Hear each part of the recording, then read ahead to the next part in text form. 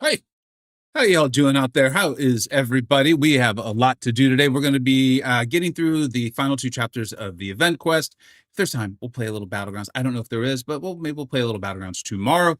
I will be gifting the memberships, as we talked about. A lot of you have been following well, for a long time, actually, but for the last couple of months, we've been talking a lot about this. I will be gifting the memberships. The members poll is up already. I will, of course, leave that live long enough to get a variety of everyone's sentiments from the members on whether we're going to be spending in December or not. You guys will see that poll. A lot of the members have already voted. I put it live, I think, late last night. And then the goal here is to get through the EQ so that we can open up. Let's see here. It looks like it'll be 3 of the Titans. I put it out last night, my time. I will be opening now, and then I'm going to, with the information that we have, I'm going to be hoarding and not opening at all with this next batch. Just don't get me wrong. I actually think Franken Castle is pretty darn good. Drizzy and my alliance showed that with a really cool boss solo there. We should put that on the video. I remember testing Mr. Knight. I really liked him as well. And I do want Lizard, as we've talked about. I think Samurai is pretty good as well, too. There's a couple other champs. I'm sure I'm forgetting them. You guys can ask me in the chat. I can see the chat kind of going there. So it has less to do with about the value of, I think, that Titan. It's just, it makes sense for my account. A lot of people on my Discord are like, yeah, for my account, it makes sense too. I'm going to wait all the way till March. So hopefully you saw that video. I tried to make it pretty quick and succinct so everyone could just kind of listen to it and follow along. Like some people were like, hey, look, I still really need X, Y, and Z champion. I was like, yeah, you should be open. You should be opening. Let's say hello to everybody, and then we will get going. And then if you guys can remind me to try to gift. I've never gifted memberships. I've done super chats, all those things. I've never gifted memberships, but I want to make sure I get that done today. What's up, Chop? How you doing, dude? Faith, what's up, buddy? Zach, what's up, man? Good to see you all. Good to see you all. What's up, Chris? How you doing, man? I hope I get it. Thank you. I don't not want Yelena. I just didn't love playing. I think she's a good champion. Like, she's a good champion. I get why people really like her. There's other skill champions, let's say, they speak more to me, that I enjoy a bit more. Obviously for the defensive value, I do think a lot of people in the levels of Battlegrounds I'm playing, they've kind of learned to fight her. They have a lot of options, but she's still obviously a menace on Battlegrounds defense. So I would love to get her. Dre, what's up, dude? Just talking about you actually with your solo there with Ranking Castle. What's up, Hilgendor? How you doing, B? I can't wait a whole other cycle. I want Lizard. Dude, I get it. And so, in fact, longtime channel member, alliance mate of mine, my hat feels weird, man. I'm sorry. I'm not going to be able to get over it. It just feels really strange. Maybe I've been used to my Dodgers hat and my Eagles being, but he brought it. He's like, well, wait, why don't you just wait until the turnover tomorrow and open up and get like Frank or Mr. Knight, especially since you like him, or possibly Lizard. And that was a really good idea. And then I remember like, oh, wait, the reason why I'm doing it today is because I want to avoid that temptation. I've got, I think I have 3 skill awakening gems, and I like used one like as a joke because I have so many, man. I have so many of them. Let me see. Yeah, I still have 3, and I used one just to like be funny. Haha. Like I think Pablito was on. It's like, hey, you should use it. I think I pulled like a Zemo or something. And so I know me. There's only so much temptation I can avoid. And I think a lot of this game, unfortunately, or fortunately, depending on how you look at it, is can you avoid temptation? And so I am going to, I don't want to pull Frank or Mr. Knight and then awaken them, knowing that I'm saving a bunch of shards for, what's going on with my camera too? Knowing that I'm saving a bunch of shards for that next Titan pull. And then like, so I'm just like, no, I'm just going to do it now, whatever. So let's get into it, man. Let's get into it.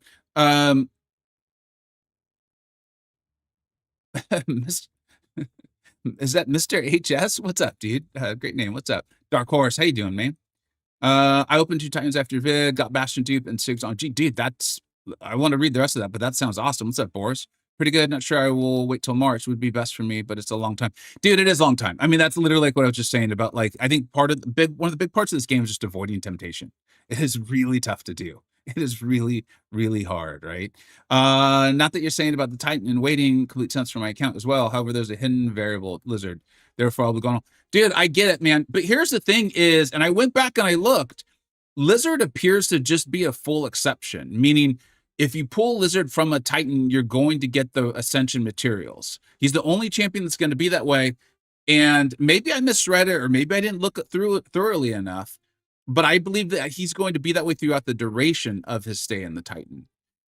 But I get it, dude. Like, it's a game. It's supposed to be fun. I think it's clear from my videos. I'm having a lot of fun again. I'm having a lot of fun, and I'm happy to talk with you guys about that today, as we go along as well too. But if you want Lizard, dude, go for it. It's a game. It's supposed to be fun. If you're not having fun, then why are you playing? Right? I get playing because I have a YouTube channel. Right? I don't lie to you guys. I tell you guys the truth. What's going well for me? So I'm gonna be having fun with AW for a while.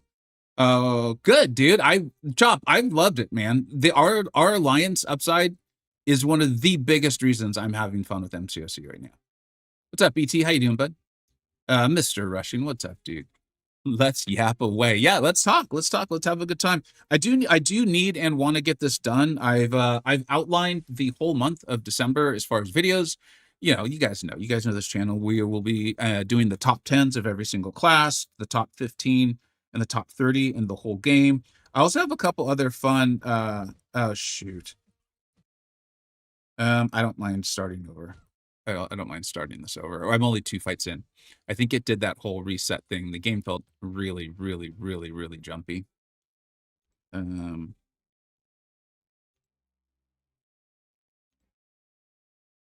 game felt really jumpy, so I'd rather just restart it. Like I said, we're only 2 fights in, so I'm not that worried about it. You're gonna have to remind me what I was saying. That I already forgot. Let's see, where are the settings? Yep.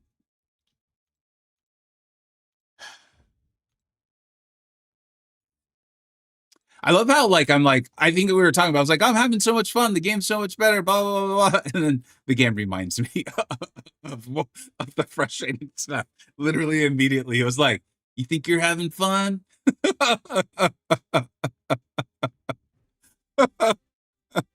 Oh, that was awesome.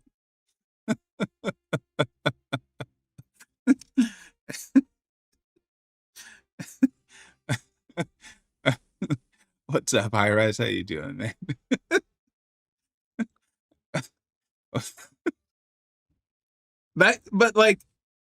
That's where I want to get back to. And I gotta say, dude, this feels so good, man. Like I said, I've got the whole month planned out. We got the top 10s. I've got all kinds of various tier lists for you guys. We did the best unawakened this weekend. And I got some good ideas from folks. I always would love it when y'all are like, hey, can you do this? Or this would be helpful. And so we've got a lot of ideas coming forward for more tier lists. I'm not dumb, right? A little dumb, but not all the way dumb. And I know folks are going to be having fun with Banquet. It looks like it's going to be a lot of fun. And so I want to get out as many tier lists as possible for the variety of questions people are going to be asking themselves, right? About like rank up resources, champions. Of course, myself and the Illuminati will do the general tier list. We got the Battlegrounds tier list, all kinds of things. I understand why a lot of people will be like, you're the tier list guy. It's like, I love tier lists. Let's see here. Carolina scares me, man. She's one of those like non-defenders that still trips me up quite a bit. So she's scary, man. She's a little scary. Unblockable. You got to keep her out of the sun. What's that all about?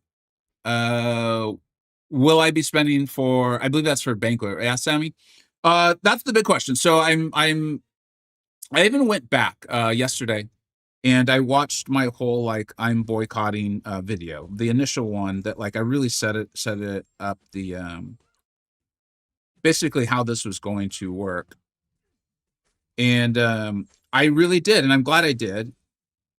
And it was thanks to a lot of you guys because I actually put out a community post on it, if I remember correctly. And then you all asked me a bunch of questions, and I said I was going to try to answer them in my video. I got to pay attention or this gal's going to get me. But fun. Am I having fun? And then over the course of the next couple of months, you know, I wanted to define it because I actually was hoping for stupid Yelena or Carolina. I was hoping to create positive change with it. I was trying to, on the Kabam side, show them that I was serious. And on my viewer side, help you all just be like, am I actually enjoying the game? Is it smart for me to spend, or am I just spending out of habit? And that kind of helped me like fine tune that as we go forward. Well, now we're actually in December. Don't worry. I said I wasn't going to spend on Cyber Weekend. I'm not. I am going to have a no spend opening coming out on Wednesday because I've been claiming all the tokens. If you've been following me on Twitter, you know I've been telling everyone the reset. So I will have a no spend opening on that, and then hopefully have a lot of fun and a good time with it. But I put out the membership poll. In fact, yeah, we have plenty of people. I want to try to gift those memberships that I told you I was going to do. Let's see if that's possible. How does one gift memberships?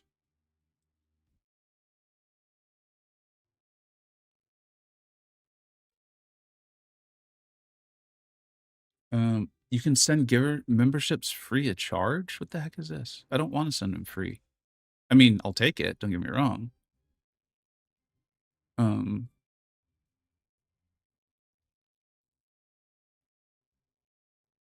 cool. Hopefully that goes to folks who would be interested in voting in the poll. I will try to gift the rest. I'm supposed to gift 100 because I made a bet. Well, it's not really a bet, but I said it was a bet when I made my initial predictions for what Kabam was going to do with Banquet, and I was way wrong. Oh my gosh, my initial predictions, Kabam has gone so much bigger, so much stronger, so much more hype and excitement than what I thought they were going to do.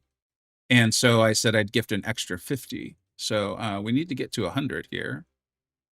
Let's see. So far, this is pretty easy.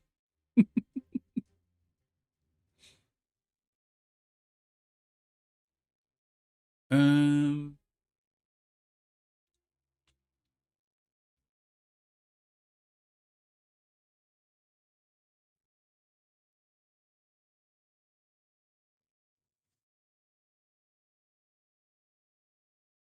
does anyone know how to gift can you change the levels? Like I have different tiers of memberships. And I will admit I intended to gift the $1 memberships. I've intentionally set my memberships very low, like 3 or 4 or 5 or 6 months ago. And the YouTubes here is not giving me the option to gift those.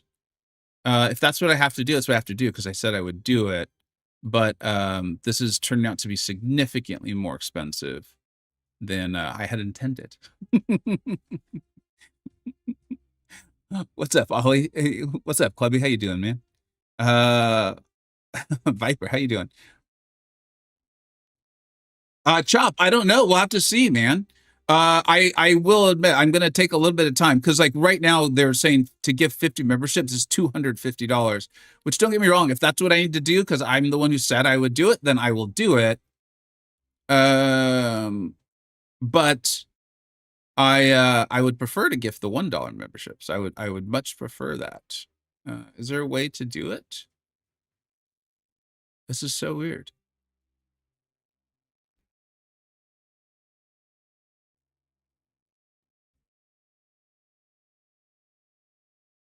You don't have to be watching to receive the gift.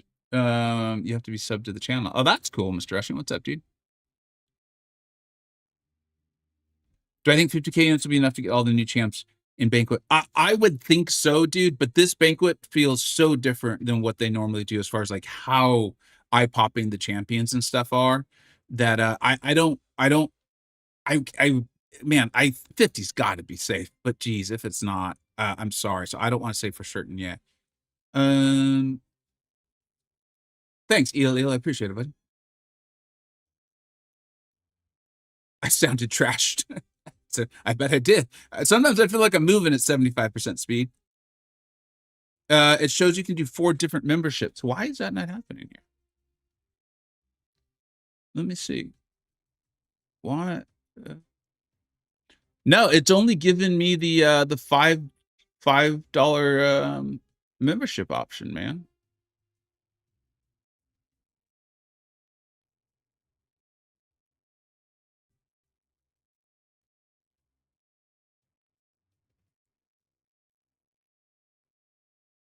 Um,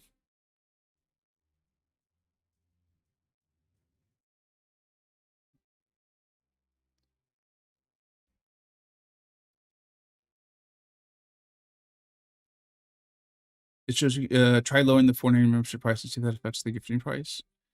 Yeah, I just don't want to mess up with the people who paid for the $5. You know, that's my concern. Is I don't want to mess up like their perks and stuff like that. YouTube like was really like, and I get it. I think it's actually one of the good things YouTube does is they're like they want to make sure that I think a content creator doesn't set a gifting level or membership level and then like change the perks that they advertise they would do. So I'm hesitant to do that. Yeah, I agree with you. I agree with what Faith is saying. Let me try real quick on a different computer because I did want to do this. I did want to get this done. What did we gift? We gifted 10. Let me. You guys are getting all the secrets of my my recording studio now. You see where I keep my work computer and where I do my editing. Oh man, this is exciting stuff. This is why you turned in. New leader, a new Night Thrasher. Who to pick for an Exodus? Leader. What's up, YouTubers? How you doing, bud? AI overview saying you can gift the highest tier? How very strange.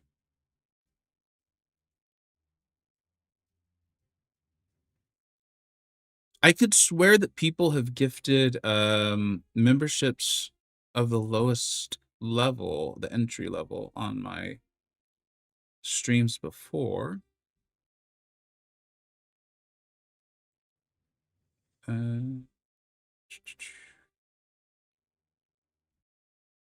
Hey, Jay Will. What's up, dude? Thanks for being here. But I'm sorry to just immediately be like, hey, I have a question. Is if you're still here, do you know how to gift memberships to your own channel at the lowest entry level? I have a $1 level. That's what I intended to gift, but it's defaulting to the $5 level, which if I need to do, I'll do. But that's obviously a bit more than I had planned on spending.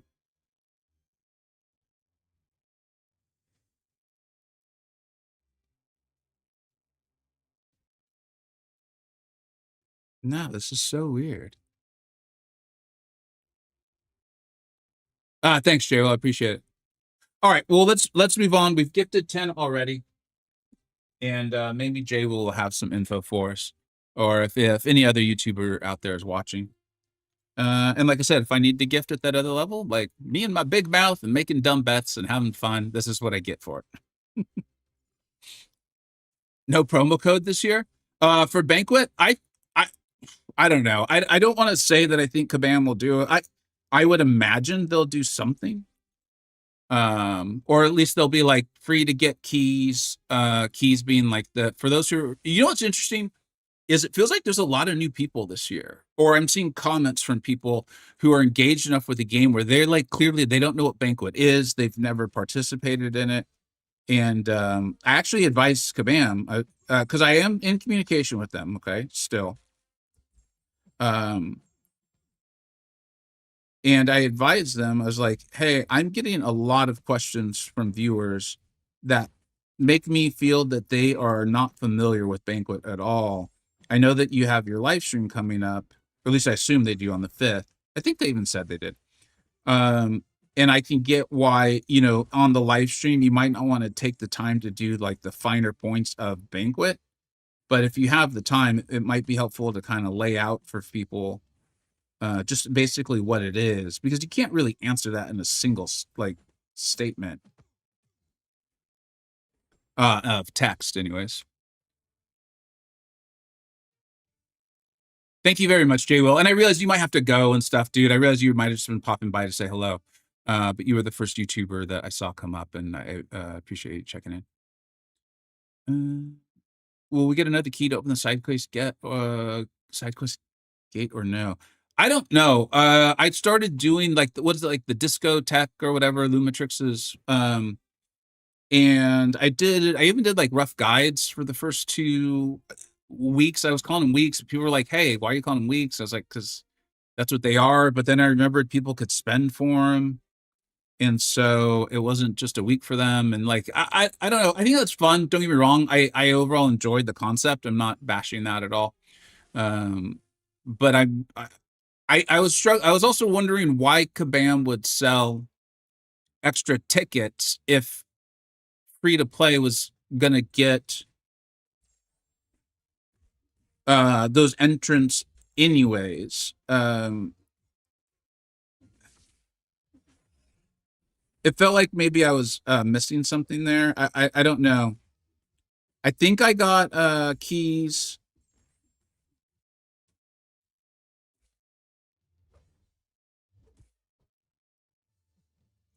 Trying to be aware of the possible reverse controls here.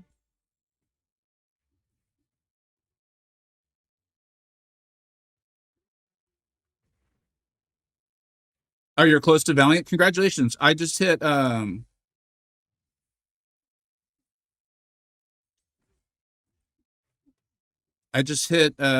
is it called? What's the one right before that? Throne Breaker, I think. On my free to play the other day, so I could try to get slightly better rewards from oh no, from the Regal Ravagers event. And if something cool comes up in Banquet, I don't play it enough. It still has less than 3,000 units, just under. So I probably won't be able to get much from Banquet. In fact, maybe I'll look at one of the deals from Ravagers, the Ravager sale. But congratulations, dude! It's a lot of fun. Like I think playing the game like that, man, is really really fun. At least I hope you're enjoying it. You know,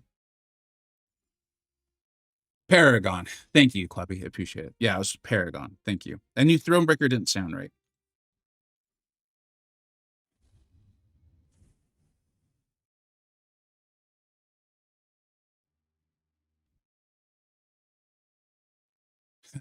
Well, the reason missed they are 50-50 is because both of those champions are arguably the best in their class. Yeah, you can't go wrong. Like they're both Jean and Spider Woman. I had them both as options in my latest video on best champions to play or to rank unawakened. They both want to be awakened. They both are ideally at high sig, but they are so good.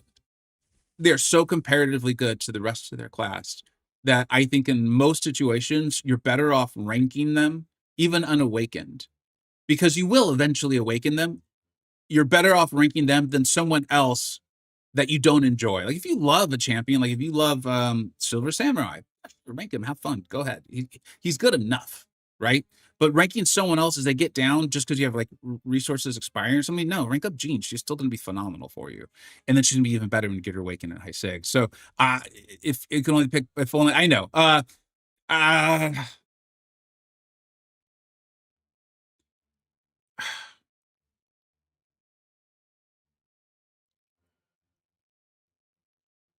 don't. Dude, I'm so sorry. I'm gonna say right now, Gene, but I will be putting out my top 30 champions in the whole game video this month. If I have Spider Woman ahead of Gene, I apologize, but my gut reaction is Jean Grey. But they're both insane. So, um, they're literally arguably the number one champion in the game. Um, yeah. I wish I had a better I wish I had thought that problem through already for you.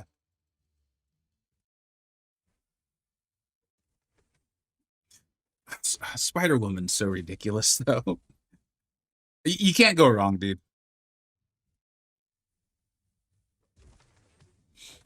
I'm just gonna try to use this fight to heal up. If not, I'll use some potions or something. I'm not even gonna mess with trying to get the evade on that special. We're just gonna take this slow and steady.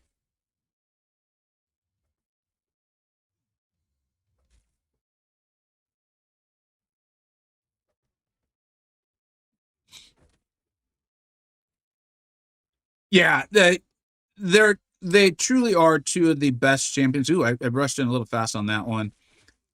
I think Spider Woman, as I'm thinking this through, as I kind of just sit here and use Hood as a health potion, I think Spider Woman's highs are probably higher.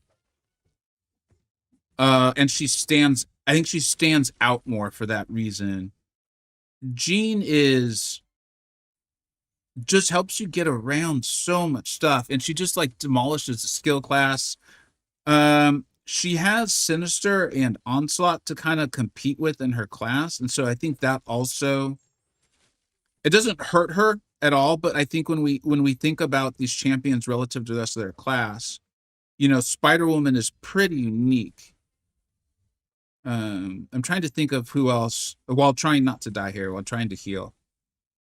Who else is in that class with Spider Woman, right? We've got Human Torch, Nefaria, Photon. I think I'm forgetting someone. And so I think it's a little bit of that, of why Spider Woman stands out so much, where Jean doesn't feel that way. Like even in tier lists, I try to often explain, but with the words, I can't explain it properly. Why Jean, I don't think she's quote unquote broken. Those are nebulous terms, of course, but in the way I would use it, and all of this may have been for naught. Let's see. No, okay. Whereas I think Sinister and Onslaught do feel broken in a lot of scenarios. So, like, how do I justify Jean being in the same class with them? I don't know. That's something I enjoy thinking about. I don't know how important it truly is. I prefer Silk. Okay, yeah, Silk is one that I could see people putting in that top, and she's like eye-popping, right? Like when you play her right, or if you can do her SP3 rotation, or if you get that intercept into the striker into the SP2, dude, like almost nothing is as exciting as that, except for Red Guardian. He's amazing. But that's the kind of point of this, right? Is why I kind of wanted to initially say Spider Woman, but as I thought it through, I think I prefer Jean. I don't know. You can't go wrong though. What's up, Sink? How you doing, man? Y'all got me talking like you always do, and I don't remember who's. Oh, we got. Oh, Ronan. Okay, Ronan.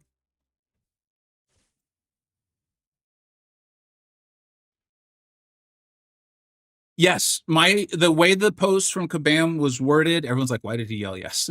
If you open up any 7-star, any Titan from the time of that post on, they will track it for you, and you will get your Ascension stuff, and so you don't need to worry about it.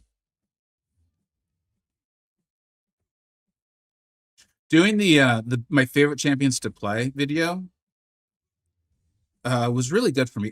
Pretty much every tier list I do is really good for me because it forces me to really think through like what I think and feel and mean, and then I can take it to my own account. And I had kind of given up on ranking Titania, right? But I enjoy playing her so much, and she's except for that, I didn't do that well. That's not her fault though. Don't blame that on Titania. That's not her fault.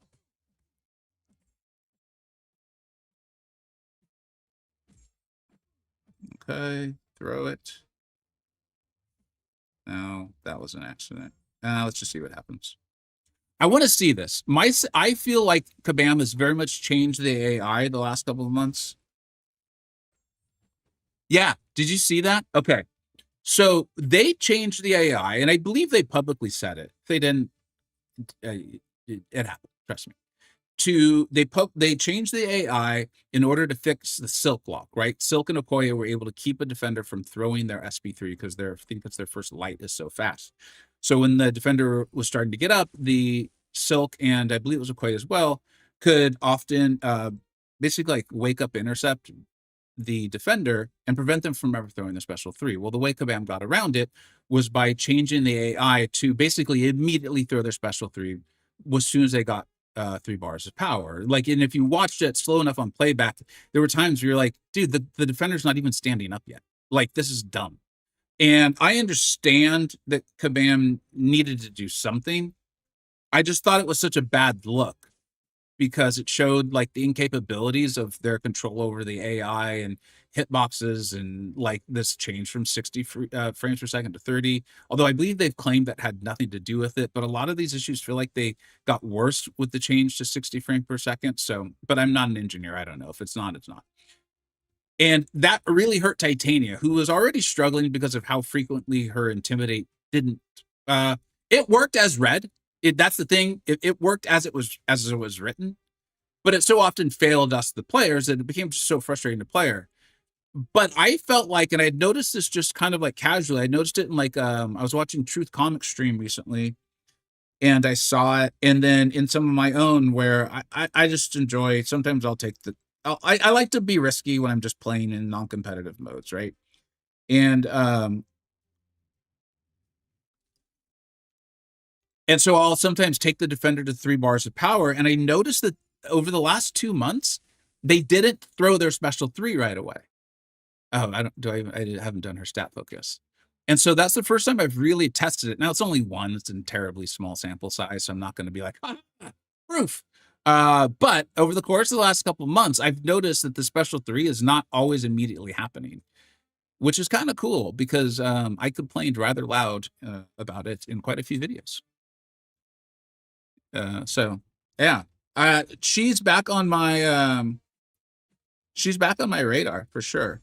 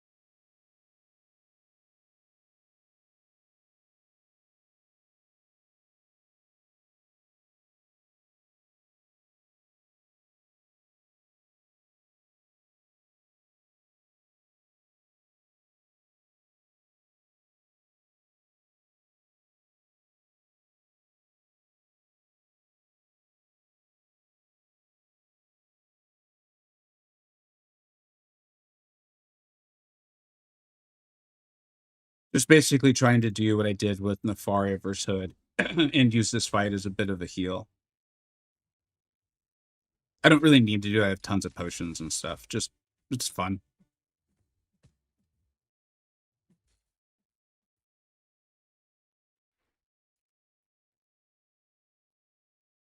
Didn't really heal up that much, but it was still fun. How's the spending vote going? Oh, dude, last I checked in. Hey, Dread, what's up, dude? If you're not the real Dread, will you please let me know? Because it's really gonna make making you a moderator really awkward. What's up, Dread? Thanks for showing up, dude. I really enjoyed your how to defeat Betsy Braddock video that you did recently. I had actually done one myself a long time ago when she first came out buff, but you definitely covered a couple things that I think I had missed for sure. I thought that was cool. Ace, dude, it's been a long time, man. I feel like you're streaming later at night. I used to enjoy lurking in your streams. I'd say hello quite a bit. Because you were often, I felt like when I was doing dishes after dinner and stuff like that. And lately I feel like I'm seeing you more as like I'm heading to bed. Where can we vote on that? Oh, Faith. So it is. I did say it would be for my members. And please do not feel like you got to go get a membership at all. I'm gifting away memberships so that it's not just people who have like large discretionary incomes or like spending on the game or anything like that. So please don't. Please don't. The last thing I want is for that to incentivize people to get memberships. It's a band-aid fix that affects champs and overall gameplay as well. Yeah, Pie Guy. No, you're going back to my thing with Titania. Yeah, yeah, yeah. That's you've covered it. Yes. Yeah, I agree. No background music. Yeah, I don't think there is any background music today. I really enjoyed the I was doing like a what was it? I can't even think of what the term is. There's a term for it. And they're really good. They're called like the HeatlyBros. And they do a lot of like free to play, not free to play. They do a lot of no copyright music. Um, and I thought it was cool. The one thing I noticed is that in my own ears, after like an hour or so, it started to get kind of annoying. I don't think it's music that's meant to be listened to um, for long periods of time. And so I think I got to find something else because I like a little background music. Although I actually like the game sounds. Uh-oh, that's bad. Um, Yeah, my work schedule sets the I just kind of made more sense to for me to stream late work. Not great for your time zones, unfortunately. Are you noticing a new audience though? Like I put out a video late for me last night. I think it was like 9, because I just wanted to get it out early. And I was surprised at how much it got viewed like fast. Very fast. Might as well boost too, just to get through this a little faster. So I have a war boost on. Mhm. Ooh, I'm running out of these. Uh, yeah, why not? Vega, you always post vids right when I get off work, 6 o'clock on the dot. It's funny. Yeah, yeah, yeah. That's intentional. I was told that that was really helpful. Like that was advice I got very, very, very early in my YouTubing days. Was like if you have a set time that you do it, it's just helpful for people who do enjoy the videos to be able to know that, you know, it's coming or that sort of thing. And I feel like it's worked. I don't know. It's hard. You don't know what? Why? Oh, because he had a stupid aura.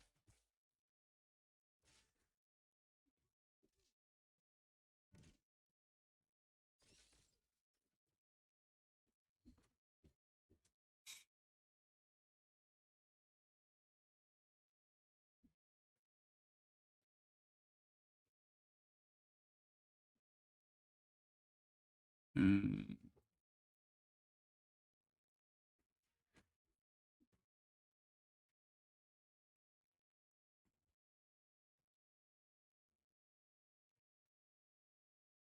We don't have sounds either, so it's just silence when you're concentrating. Seriously?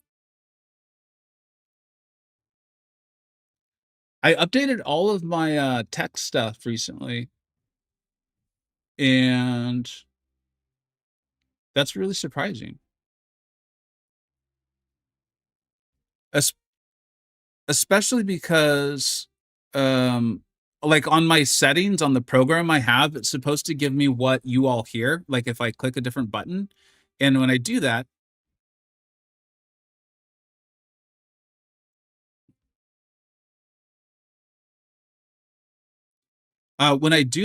game sounds are at the exact same level. Although you know what? When I do that, my voice comes in outrageously loud. So, oh, dude, Faith, you didn't need to do that, but thank you so much, buddy. I really appreciate that. We'll get you up on the board, bud. Um,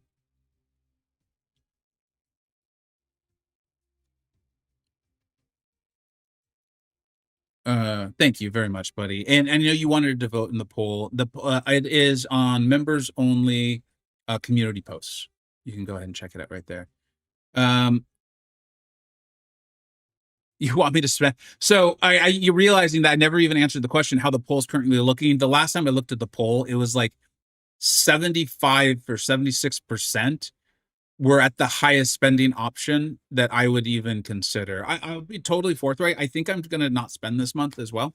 But we'll talk about that as all videos coming out and all that, kind of going over it. But I want to talk to you guys a lot about it. I kind of wanted to see if I can get this sorted. Is Let me try this.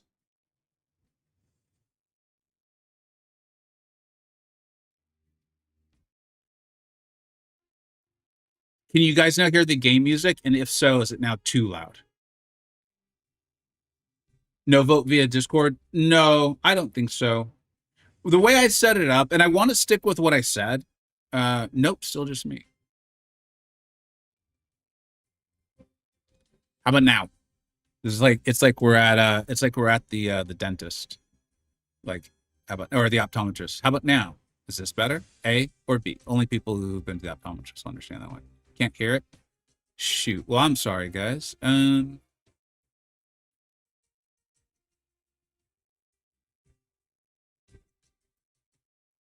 Yeah, I don't know. I don't know. I don't want to spend too much time on it. I'm using OBS, and then I have Elgato gear, and so I'm using their wavelength system. Like looking at their wavelength system, it's working perfectly. I have a feeling that maybe it's not going through there, which would explain why you guys can't hear it. I could put on a little music. You guys want a little music? I hear the game music a bit when you're talking, which would still explain why if I'm not talking, it's like it's coming from my mic. Interesting. I wonder if that's what's happening. We can put on a little music. You guys want music? Let's have some fun. Let's put on music. I do enjoy this music.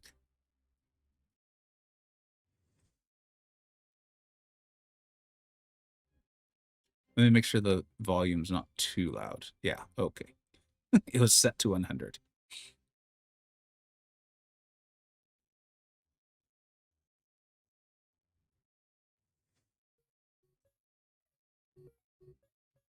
How's that for y'all?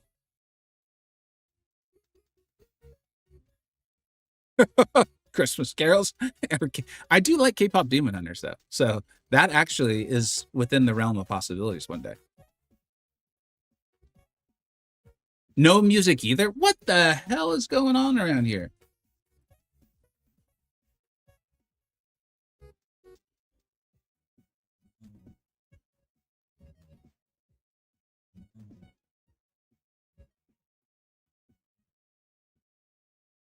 How about now? Now you guys got to have music, right? Music, just a little bit. Are you kidding me right now? God damn it. Yeah, this tech guy's got to go, man. Seriously, nothing? All right. Well, I'll just talk a lot because I don't know what else to do. I'm out of options. I'm out of options, y'all. This should be working perfectly.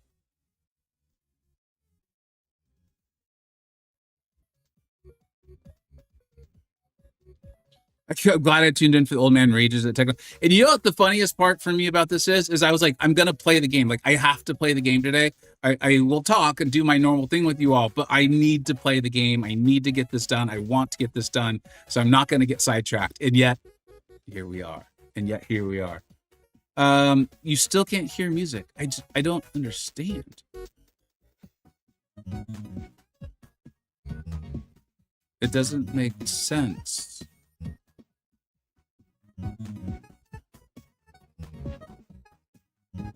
Can you only hear music when I'm talking?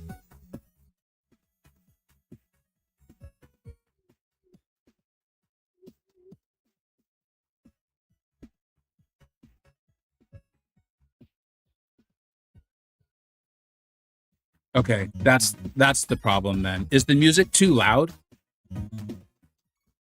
And the music's breaking up.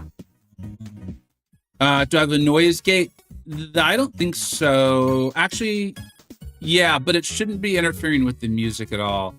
I think there's a different issue. I think the issue is probably how I connected the Elgato software with the OBS. Because it sounds like you guys, someone even said they heard the game, but only when I was talking as well. Oh, Dread, you think it's the noise cancellation? Dread would make this entertaining. I do agree, Steve. I do agree. Okay, well, I'm just going to turn off the music and because if it's only coming through when I'm talking and the whole issue was when I'm not talking, then that's not really very helpful. So, yeah. I guess, and now we will just play the game and I will try to talk more. I will try to talk more. Didn't I already use titanium? That was weird. Yeah, Dread. You can tell Dread streams because he's like, this just means you have to talk a lot. And here we are. It's kind of weird thinking that I have to talk. That's not normally an issue for me. But again, here we find ourselves. We just want to hear you sing. Yeah, that would be the best part is if like I'll see on my Discord that you guys are like, all right, we're all gonna screw with this guy. Tell him you can't hear the music, you can't hear the game. Just tell him that like if he's not talking, nothing's happening. Tell him we can't even see the screen. there's that would be pretty sweet. I would enjoy that. I would enjoy that sort of thing. Uh-oh. Uh-oh, come on. Someone didn't read the nodes. Dante.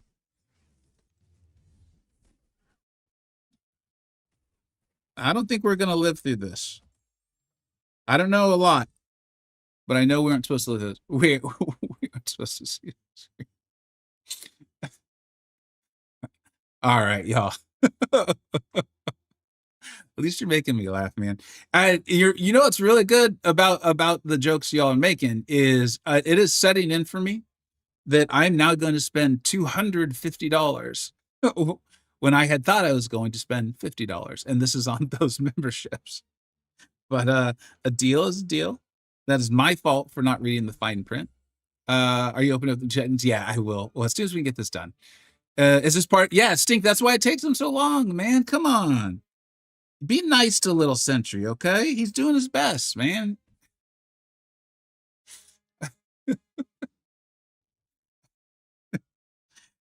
I see the joke. The new age. Yes, the old guy will bring forth the new age of streaming. Very clever. What's with the power? Every 50 seconds, the power gets a power gain. And there's EMP modification on this. I should have read the fine print.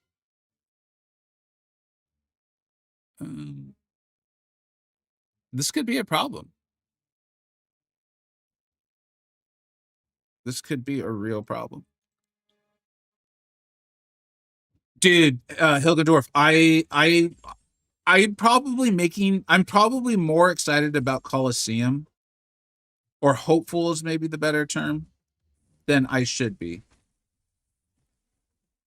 Because I am in a similar boat to you. I literally could not have chose a worse science champion to do this. And I shall pay for my lack of reading.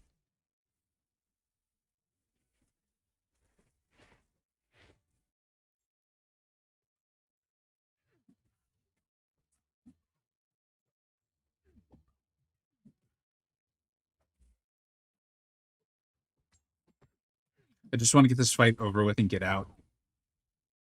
I could go, well, B, you write that down. You got to tell me that stuff beforehand, Brandon. I thank you. So you can tell Brennan's like a responsible YouTube viewer, where you write the never mind you did the SP2. Thank you for the follow-up. Those are always some of my favorite, but not actually favorite comments on videos, is when someone's like, you didn't cover so-and-so. And then some other viewer who's like, yeah, you did. It just was at like a minute 11. And it's always like, why didn't you go back and edit or something like that? As someone who reads the comments and likes to try to interact with everybody. But I do truly appreciate when people do that and then they come back in and they're like, oh, sorry, you got to it. Thanks. That's always cool. At least they commented. Yeah. B, you got that right. Let's see here. This is a scary part, man. Is the whole quest like this and I just didn't realize it? I think this happened to me when I was doing the first path to the first chapter, is I forgot to read the nodes. Any interaction is good interaction. I guess that's the way I got to start approaching these things. Dude, I'm going through. Do you guys use potions when you went through this quest? I know part of it's that we're just having a good time and talking, but I'm surprised at how many items you're using. Nah, just this part? Okay.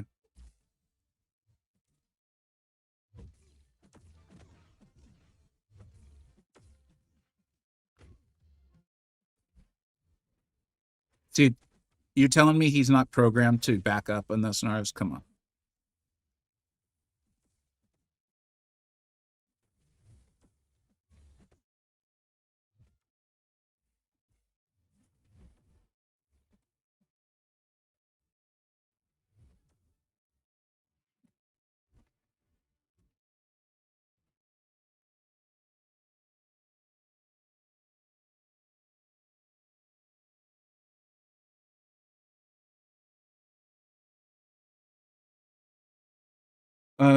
I use far too many resources, but then again, I suck.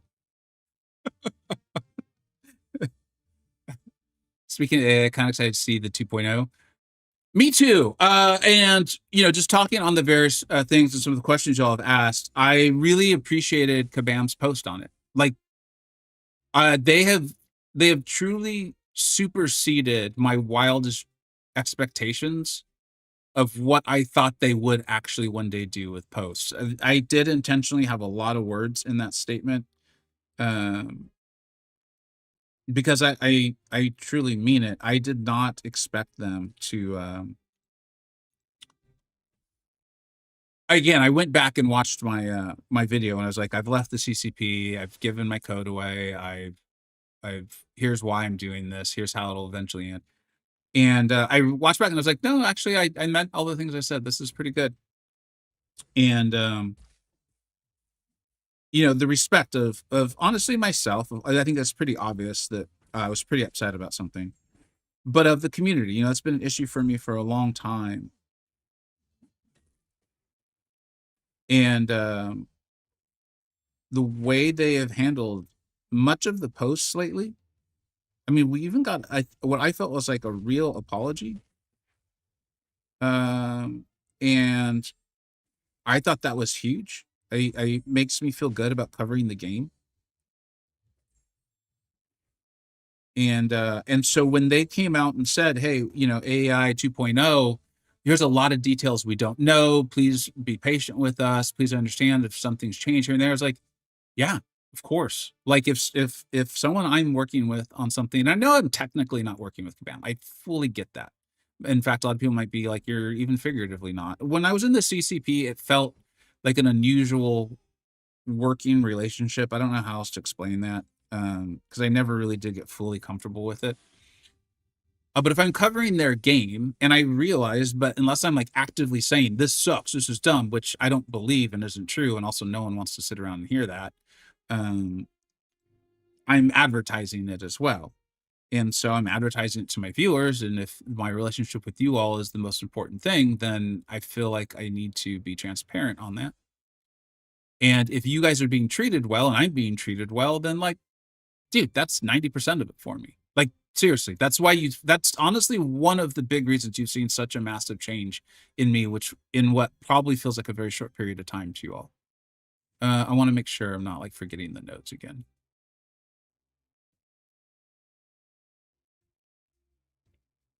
Okay. Is there anything tricky at all here? Oh, we've got a Hyperion. Okay. So, and so the AI 2.0 for me is like, yeah, man, that I get it. Yeah, you don't know everything. They're telling us what they can about Ascension. Of course, as players and as someone who gives advice to you all, I'd love to know more about like which champions are going to be in that initial pool of 30, right? Like how many of the banquet champions will be ascendable, as people are probably about to spend lots and lots and lots of money. I'd like to be able to give advice on it. But I'll just continue giving advice on what we know. And also, I do not blame Kabam or feel negative feelings towards them, for them not having all of the information right now. And I appreciate that they did give information. And I feel like that is a massive change for a company in a game that I've played for 11 years now and covered with a channel, I think for close to 6. I don't know anymore. So yeah, I'm excited about 2.0, and I appreciated the heck out of that post. And I will say, again, I've said it in my videos the last couple of months, that I feel like the AI we have right now is better than the AI we had like 2 or 3 months ago. I realize that is a very low bar, but I've had less of, like I said, the weird interactions off the SP3. The AI does still at times dex, particularly my striker, which is really frustrating and annoying to me. But I do feel like it's better. I'm not saying it's great. Trust me, it ain't great. If you're on my Discord, you know, literally yesterday came and was pretty wasn't like angry, but it was like, can you guys tell me what the hell this is? And people are like, I think that's actually just normal hitbox issues. So that's not AI or particular to this particular game. That's just fighting games with hitboxes, which was cool. I appreciated them being forthright. Is there a Kabam December live stream? Yeah, I think it's going to be this Friday. It should be this Friday. Spider-Punk. What's that, Pallet? Is that the old dude, what was that commercial? What were those guys? Shoot, I cannot believe I can't think of what they were advertising. Budweiser, thank you, Dante. I was like, if Dante's here, he'll remember. I need one of the older guys in the chat. That's awesome.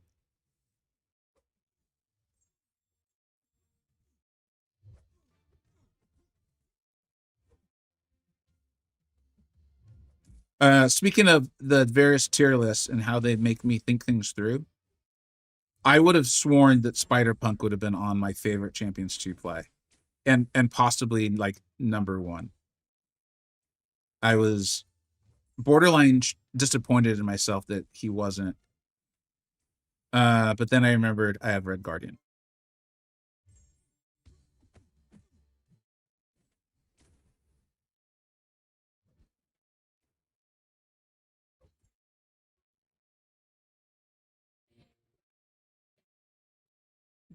Yeah, the power game's just a little too much.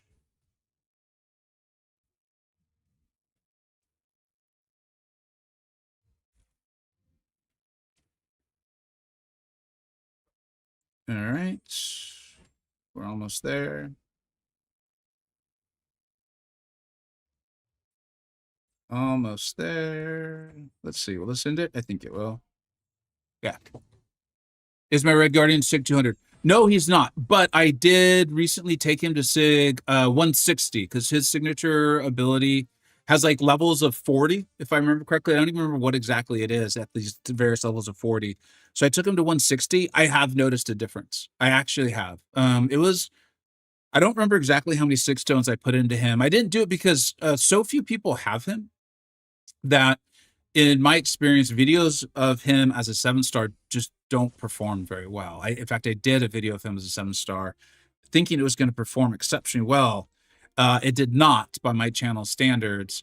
And I remember it was like, oh yeah, you had to have wailed out. Like you had to have spent a significant amount of money to get him. Like I probably wouldn't want to watch this either, you know? Like, and so as a result, I just haven't put out much Red Guardian content. I also hadn't played him that much. But I feel like he never really went away in Battlegrounds, but I do feel like he's quote unquote back for whatever that means. I haven't played Quicksilver in a while.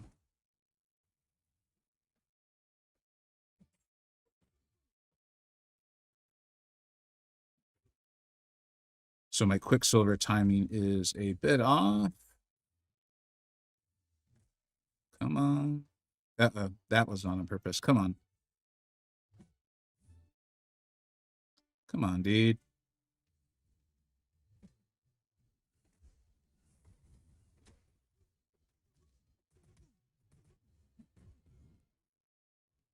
All right.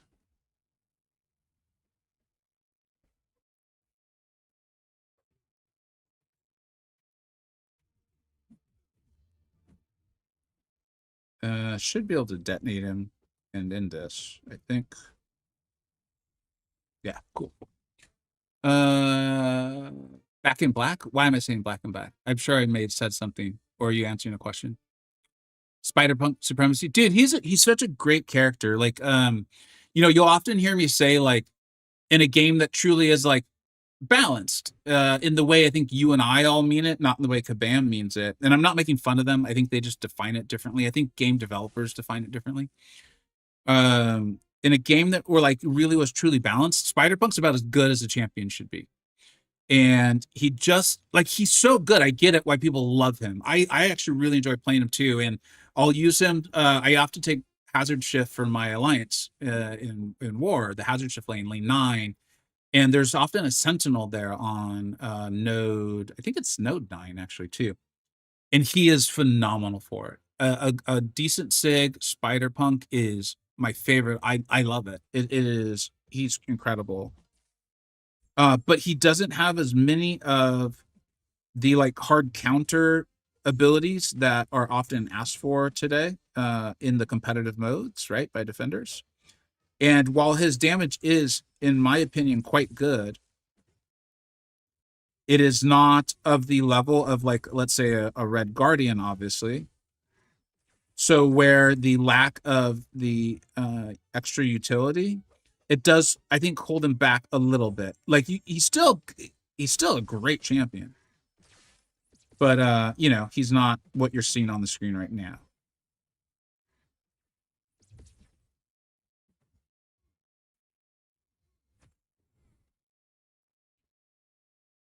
AQ started. No, someone ban that man. In this case, yes, ban the messenger. In case it's not clear, I'm kidding. Do not ban. Reverend, thank you so much for the information. Punk's not dead. Enough said. Yeah, dude, he's great. Is Mr. Sir? Yes, dude. Jahaha. I love that name, dude. Yes, that's I put out a video being like, guys, I'm hoarding my 7 stars. I suggest you do too. Even if you've got a lot of these champions, which I do as well, there are so many great champions coming. You can't have them all. I will, although I say that, and there probably are people who do. Remember, I started my like, I'm not enjoying this, I'm not going to be spending on it a long time ago, going back to Dark Phoenix, to the point where I didn't even get Silver Samurai despite thinking he was cool as hell. So like I don't even have Sentinel Awakened. I really would like to get Sentinel Awakened. I'm reluctantly playing him more and things like that. So yeah. All right. This guy's gonna be Trixie, isn't he? Ooh, Fate Sealed. I don't want to be Fate Sealed. When the defender evades an attack, they inflict an attacker with an Infuriate passive. The attacker is passive rooted during the defender specials. Okay. When the attacker is immune to a buff, they suffer. Oh, that's not good. So they don't want you using buff immune, right? Because doesn't Spidey put buffs on you? Strike counter. Okay. Is he immune to ability accuracy or anything like that? I haven't really paid too much attention to his defender kit.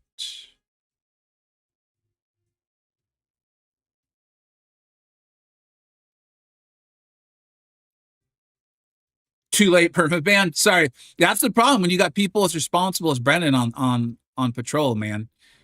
You know, like they're just gonna act fast.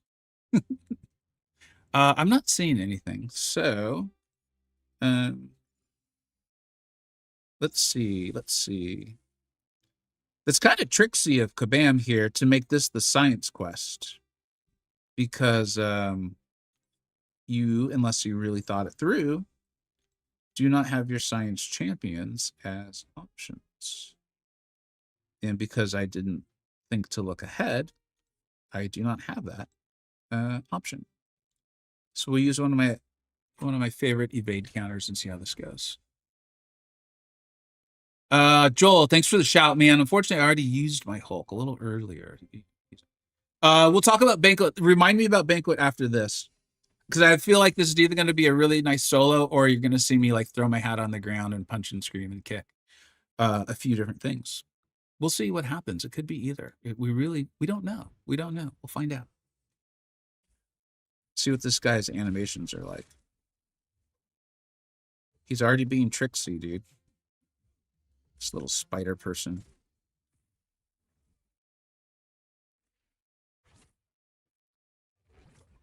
Dude, he's got flair. I'll give him that. What was that nonsense, man? Wow. Look at that. Oh my God. This guy's bringing the heat. All right, dude. Do one more of your twirly birds, and then be prepared to say goodnight.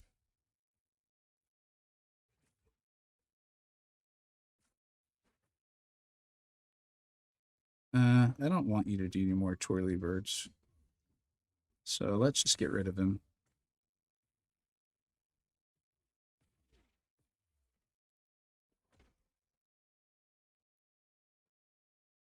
And you know what's funny is like how many the Bastion feels like one of the most I'm not sure what the right term is. Like I think he's one of the most misunderstood characters in our game because I think a lot of people very early maybe said, I don't want to hear your guys' theories on this because I don't think he's controversial per se, but I do feel like I hear a lot of people like really put him down, but I think they're doing it as a reaction because of how many people have loved him. And I think a lot of folks also don't understand how good his damage actually is. Because I want to actually write that down because I think I'm going to use this in upcoming Bastion video. I'm going to do like a bit of a guide for folks because I get this comment pretty regularly of like their Bastion doesn't do good damage. He can't do good damage. And I have a sense it's two things, having played him a lot, is they're not letting the second hit of their heavy land before they throw their special one.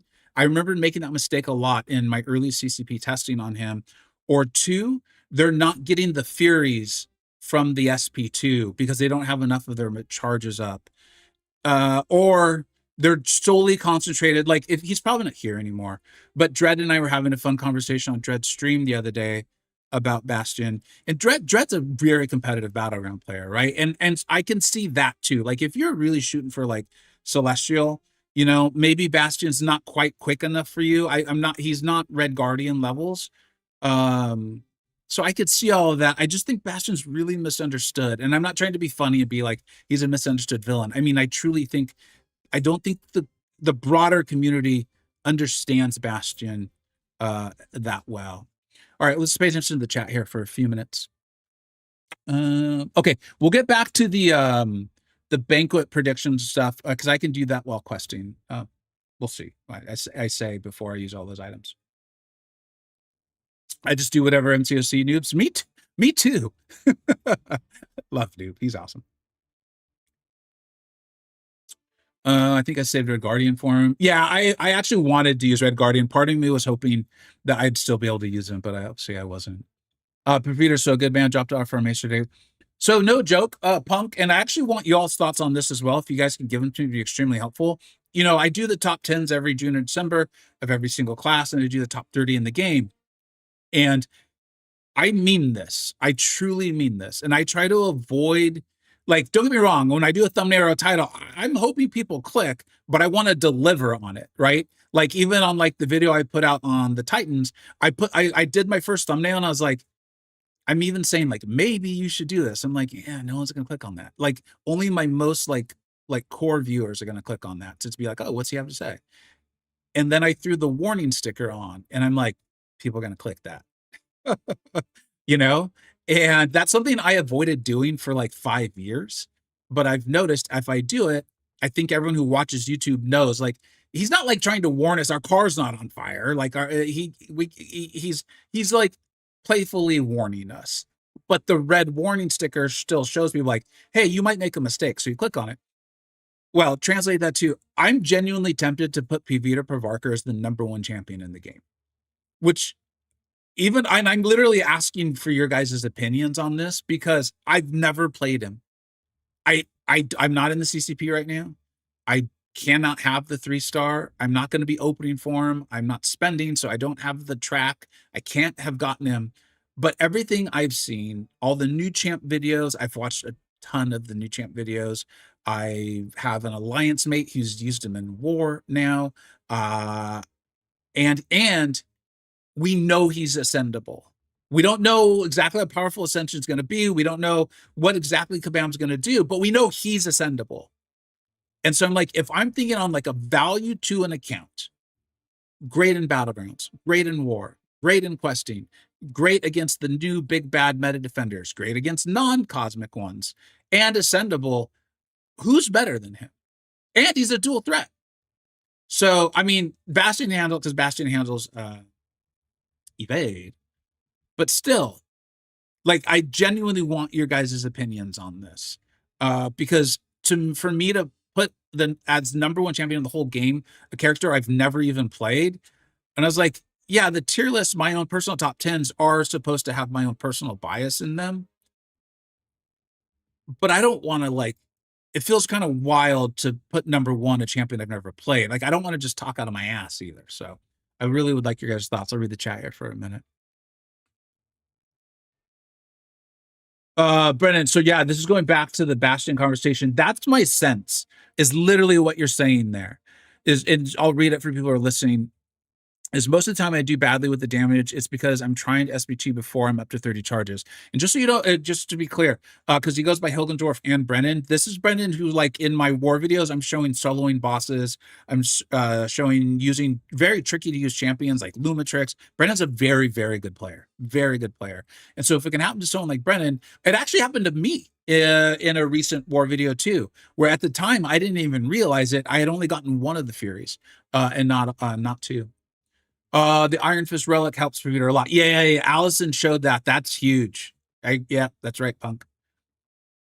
Same here, Hilgendor. I don't use Bastion with an SP1 for the same reason.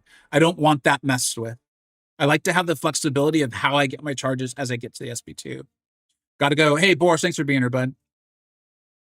Don't open your time just yet. Ah, man, I gotta open those. Hopefully it's gonna be 3 of them, and then we hoard.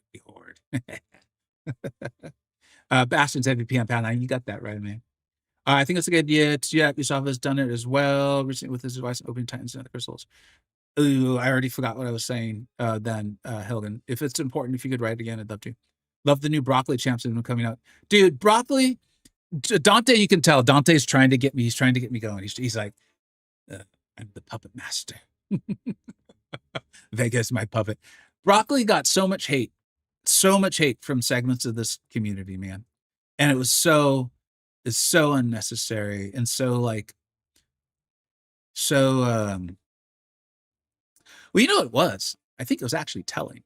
I'll be honest. I think it was telling. I think that lets you know if you think a person you've had never interacted with, you've had no possible interactions with this human before, and you're so certain that they're a certain way, you might be projecting. Let that sink in. We'll move on from that. Some people will understand what that was. So I asked him, is this whether 6-star Punish, 6-star Immortal? Okay, I'm happy to have the chat answer that one. We're talking about Pavita. I think he's one of the most desirable champs for sure. The Access Ascension is huge. So that's the thing, Brent, is how much am I don't want to overstate Ascension because there's so much we don't know, right? But it is there. It's kind of like I said, like why I'm excited about Ascension. I want to be aware of Ascension, but I'm also still excited about my big OP champions, and I'm still going to be taking them to rank 5. Like, if I can get Kingpin, that boy's going to rank 5, right? So I want to be aware of it. The thing is with Pavita, and this is why he's unique in this way, is he seems like he's one of the best champions to rank 5, and he's ascendable. So, like, from a value place, is he the best? I think he might be. I don't know if I'd go number 1, but I can see why everyone would have him 1. If I could have played him, I think I'd have him at 1, right? Because I've never been afraid of saying, like, hey guys, welcome to the new best champion in the class, right? I did that with, I think, Deathless Thanos, Hulkling, and Kate Bishop. And I did that actually with Kingpin very early, very, very, very early. Got a lot of fun interactions with that. People were like, you're crazy. And I was like, y'all haven't played Kingpin, man. You gotta play Kingpin. So yeah. I've not played either, but I heard Nico's the only champ better. So yeah, I think I'm gonna have fun with this debate. And I appreciate y'all giving me your opinions. He's definitely top 5. Mystic, Arbo top 3. Only one I think is better is Nico. He is stupidly overpowered, though. That's fun, man. I mean, that's the thing, is like, I think OP champions are fun. I think Nico's fun. I think Spider-Man's fun. I think I think Onslaught, I don't enjoy playing Onslaught. That has to do with the play style, right? But Sinister's fun. Kate Bishop is fun. Hercules is fun. Why are we hating on that, man? There's no reason for it. It's awesome. It's fun. The only downside is when they come and obliterate a whole class. But I mean, it is fun to feel really powerful in a superhero game, right? I think I saw Jay Will. Okay, Barry doesn't know. Jay Will, I really appreciate you even checking in, man. If you two, for those who don't, Jay Will's got a great channel, and Barry is Jason and Jabari Gaming. If you two don't know, that means it's probably not possible, and I'm gonna have to spend a little bit more than I had intended. Thank you very much, Jay Will. Value wise, I think Pavita is best right now with the accessibility pod. I'll figure this out. Hey, what's up?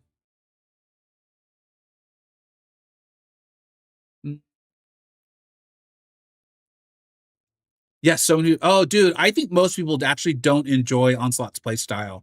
What we enjoy is how powerful and OP broken he is. But for the most part, I don't really know anyone who says like, "Yeah, hey, it's a quest. I'm just going to grab Onslaught because he's fun to play." I don't think anyone. If you're out there, if you feel that way, you're like, no. Onslaught's one of my favorite champions to play, and it's not because he's OP. I'd really love to hear from you. I'm curious about that. Herc 7-star incoming Bakelit. Trust. Nope. What's up, Snoops? Thanks for being here, man.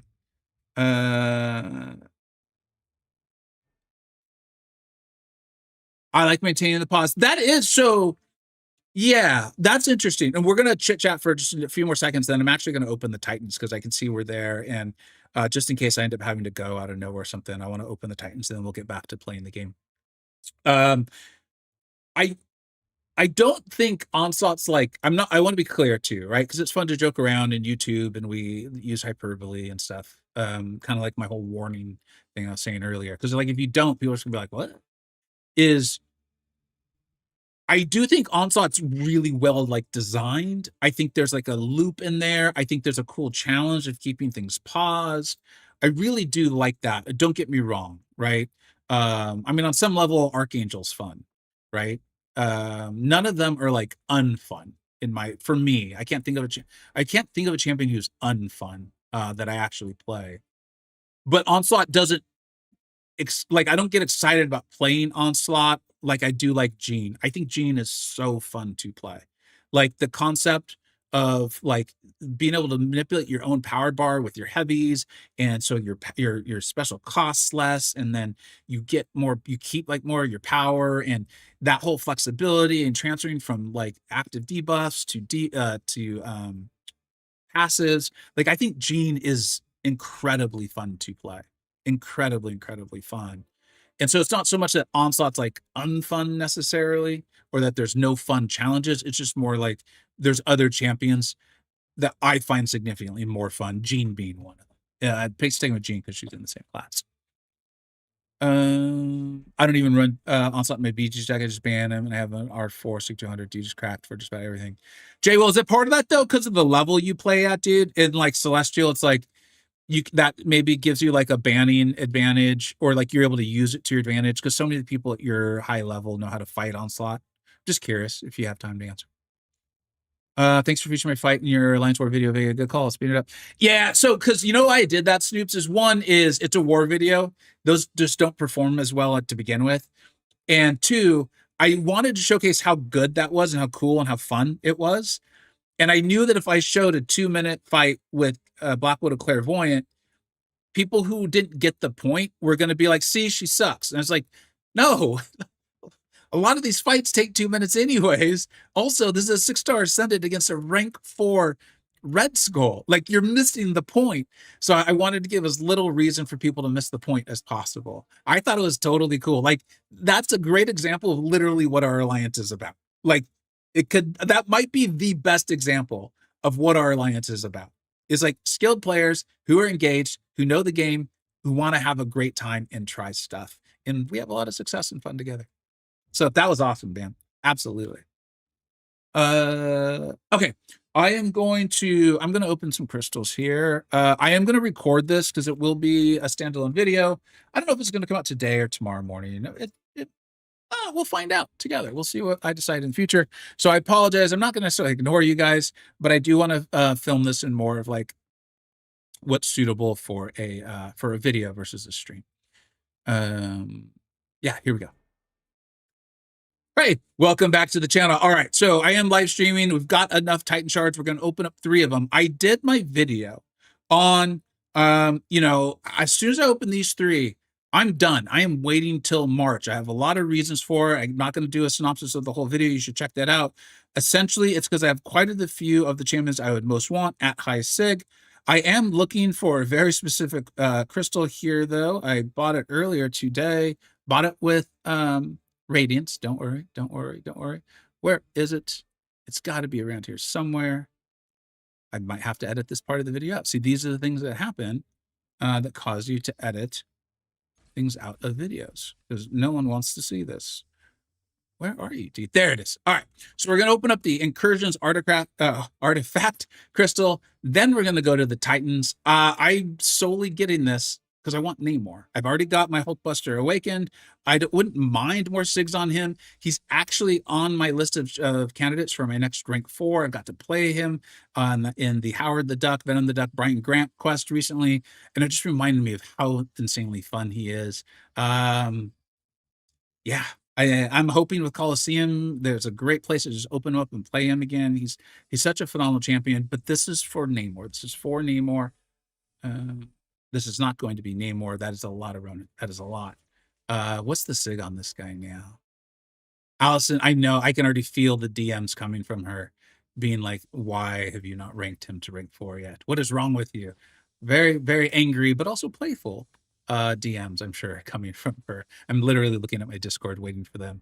She must be working because I'm sure she'd be watching my stream if not. All right. Now it is time for the Titans. And like I said, watch that video. You got to make your own decision on it. But yes, after this, I will not be opening up the changeover, and I'll be waiting all the way till March unless some new crazy information comes in from Kabam. I just want to awaken Carolina. I would love to get Yelena. I would love to get Yelena. There'd be a nice little consolation prize. But this is about trying to awaken Carolina, and then I'll know what champions I have, and I can use my rank up resources up until March, and then we'll just go huge in March for, you know, I think Blue Marvel, I think Pixie, hopefully Pixie's good, Doctor Strange, hopefully Doctor Strange is amazing, and I'm told there's reason to think that Pavita Pravarkar might be in it too, so get Lizard, get all of them. So if we could just get Carolina right now, just make this so simple for all of us. Wouldn't mind awakening the Maker as well, or Cassandra Nova. There's a variety of champs I wouldn't mind awakening. Come on. Come on. That is not it. That is not, for the visually impaired, that is not any of the champions I just mentioned. He's really fun to play though, but that is not him. That is not it. Come on. The getting Ronan and then him is not the way this was supposed to start. We were supposed to get Namor and Carolina. This is gonna be like a 2-minute video. We're in, we're out.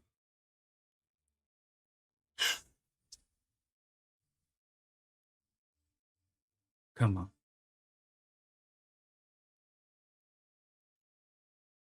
I just want Carolina Dean, man. Why is this so difficult?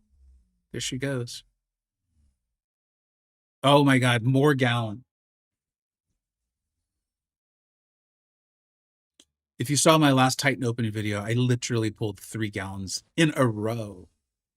It was fun because in the chat or in the comments, y'all were like, you got gallons of gallons, which did make me laugh. I appreciate that. I appreciated the humor. It took a little bit of the sting off of it all. This isn't feeling good, guys. I am live streaming at the moment too, but I'm recording this for the video.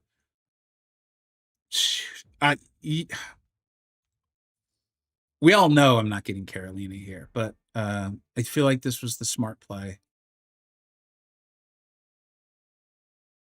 Come on.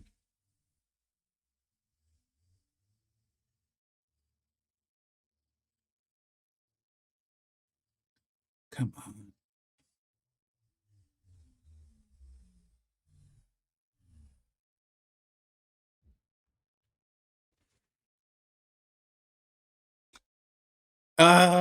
He is getting a buff. Um, shoot. I do think slow is being asked for more and more, which he is excellent at. These Titans, man, I still think you open up the crystal that gives you the best chance to get the champion you most want, but this shows, man, it's far from a guarantee. I still do not have a single Yelena. My Carolina is not awakened. Hopefully, I can pick up an awakening gem somewhere in the next couple of months. Maybe Banquet or something will come with Banquet. I should have, I think, around 10,000 units by the time Banquet ends, so we'll see. Crap. But the hoarding now commences, and make sure to check out. I will be putting out a video grading every single champion in the Titan. So if you are opening, you'll know what I think and how we're thinking about them. If they're good for multiple pulls, I'll make that video as quickly as possible. Timestamps will be in there, so you can just jump straight to your champion if you're interested. I hope your pulls go significantly better than what you just saw. Thank you so much for watching. Take care. Oh, that was brutal. That was. At least it wasn't Spidey Supreme, man. Like, don't get me wrong, he's a fine champion. I'm not trying to crap on Spidey Supreme. Just he's just not what I want in that Mystic class these days.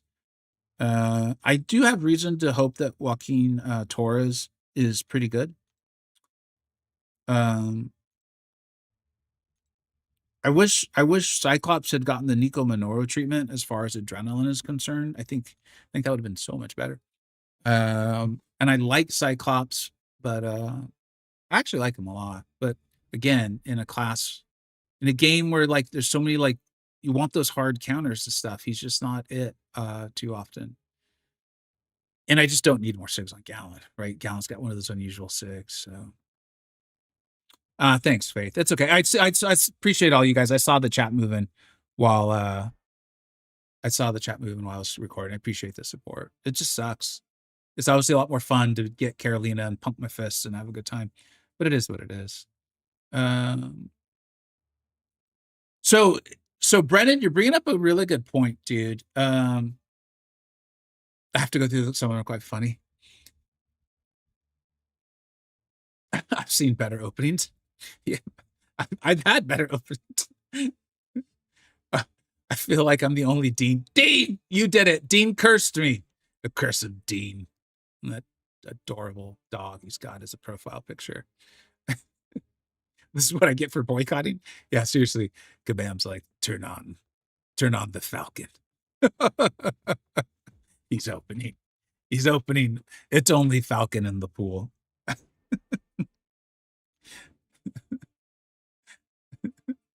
What was I saying though? Oh, Brennan, I think they're actually what's up? Nah, thanks for being here.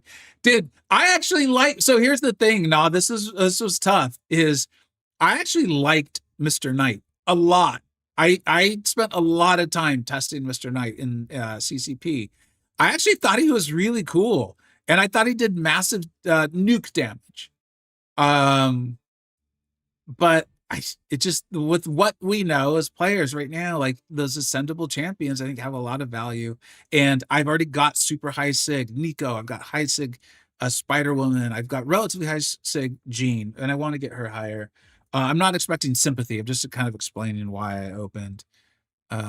Despite seeing Frankencastle being very good from Drizzy and Upside, and me feeling like Mr. Knight's a good champion. I think Mr. Knight's gonna be one of those champs where like it's gonna take us a while as a community to be like, oh, this is what he does. And I think that'll be fun. I like when champs like that land for us as a community.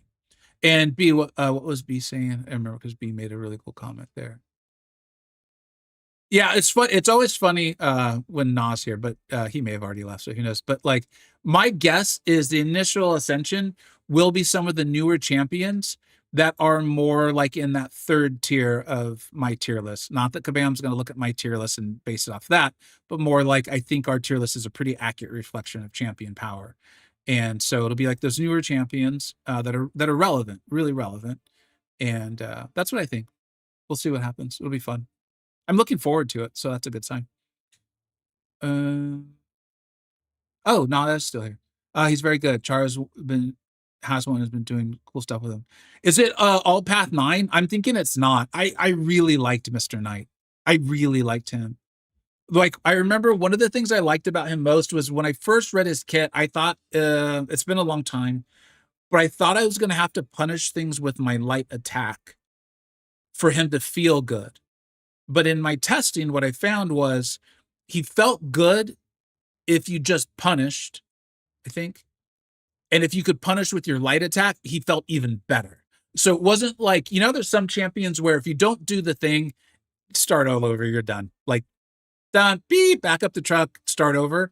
To me, Mr. Knight, I recall specifically testing this, was that Mr. Knight was not like that. And I really liked that about him.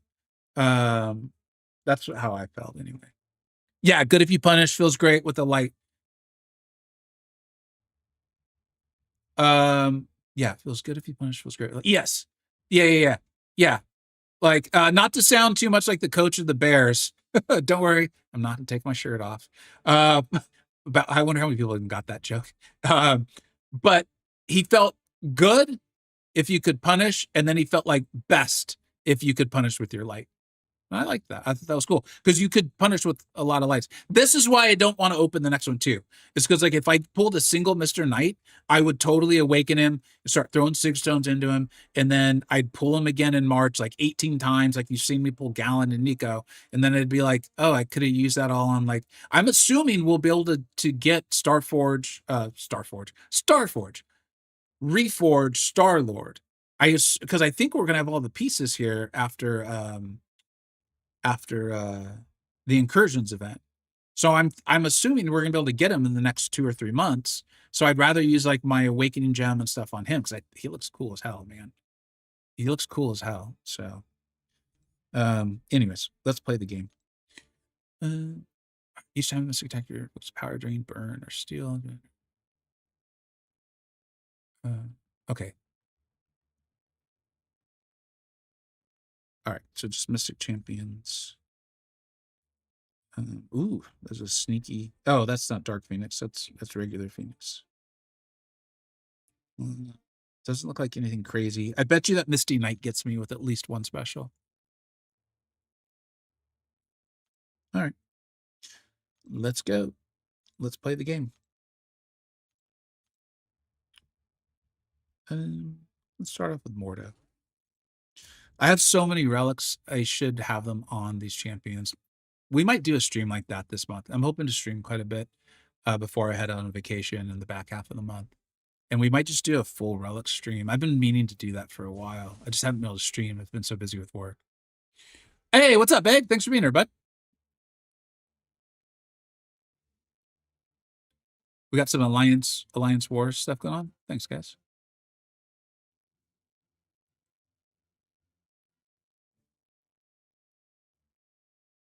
What's up, Cantona? Thanks for being here, dude. Sadly, only one in the next match I care about is Lizard.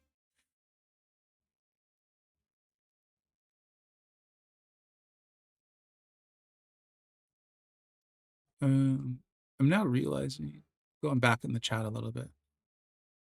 Okay, cool. Please consider ending the boycott before banquet. Yeah, we can talk about that. Oh, I'll talk about that afterwards. As I said, I'd talk about my banquet kind of predictions.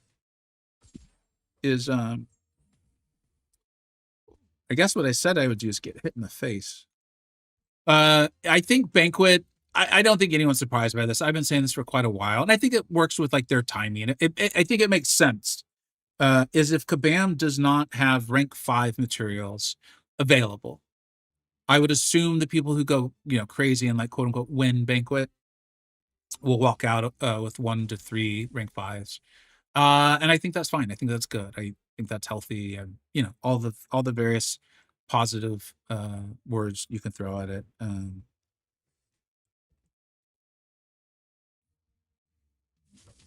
Uh-oh.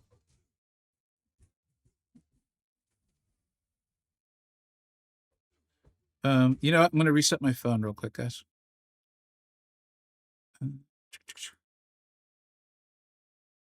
Oh yeah, Cantona. That was one where I was like, dude, how is he not already a mod? So I think there's gonna be that. I think Kabam's in a. This is where I think Kabam truly is in a tough spot when it comes to banquet. I really mean this. And if you guys have a solution to this, you let me know, because I think I'm a relatively smart person and I can't think of a good solution. Is if they make the crystals great, right? Meaning, like, if our ability to get so many outrageous. No, apparently the problem's just me. If I could reset me, this would be better. If Kabam makes the crystals that good, then the whales are just gonna, like, I don't know how many rank fives they'll come out with. When you consider like the top 10 people or so, okay? Like, and how much they're spending. But then if Kabam makes the crystals not that good, and they make the milestones the cool thing to, kind of incentivize all of us to, participate and have like a realm event, then the crystals aren't that exciting. And people are, understandably upset. Like, what do you do? I truly don't, I can't think of a way to try to hit Kabam's goals of clearly trying to have a really powerful event that encourages people to spend absurd amounts of money, but also doesn't create a scenario where those people are coming out with like 10 rank fives because the crystals are so absurdly good. I'm very much looking forward to looking up and reading the chat on this one.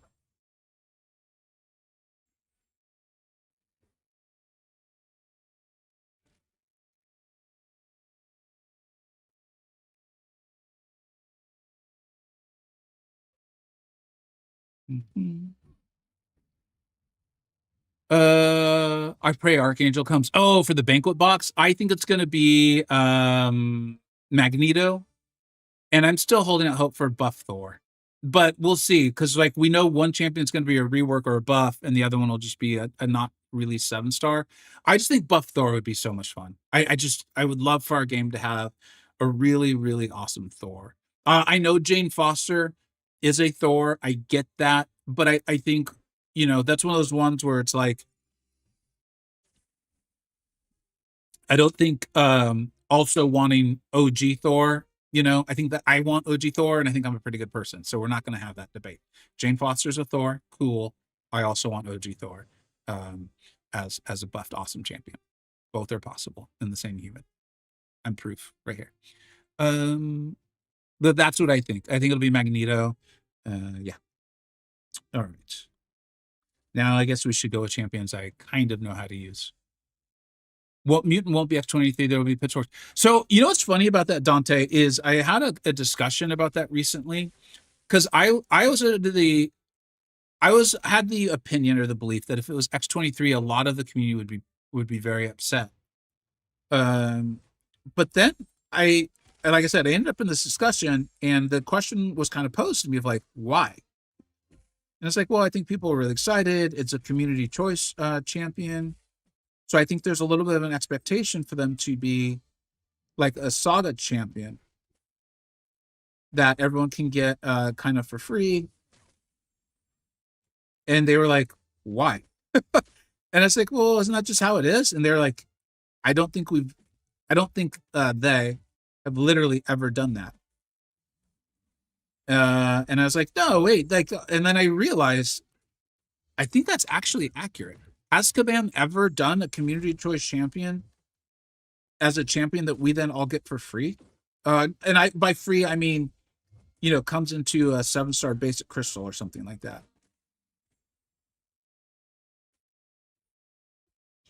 Turns out this was a bad idea.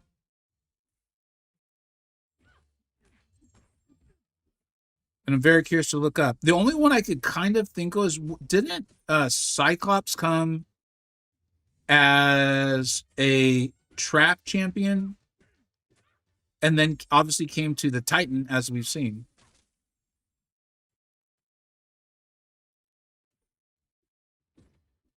But the rest of them, I realized, have not been like that. They've been like release champions or something like that. So you still needed to. This gal's kicking my butt, dude. I felt like one of the SB2s landed decently and the other one didn't, and I'm not sure why.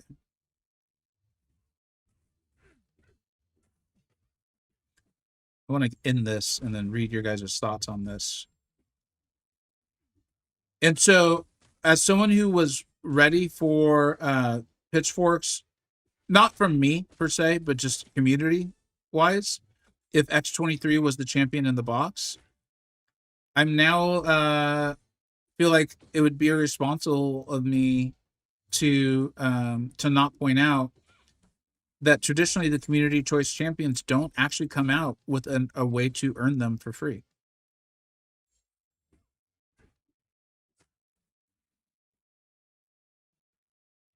Just end this fight. This is taking forever. Please. Will you just let me knock you out? No one is enjoying this, and I don't want to keep talking about it. Oh my God. Thank you. It's over. Our nightmare is over. Whew. That was rough. Hey, sir. Hey, thanks for calling me, sir. It's very kind of you. Who just sent? Future Ant-Man, Serpent Cole, Stark Spidey, all 6-star Awaken.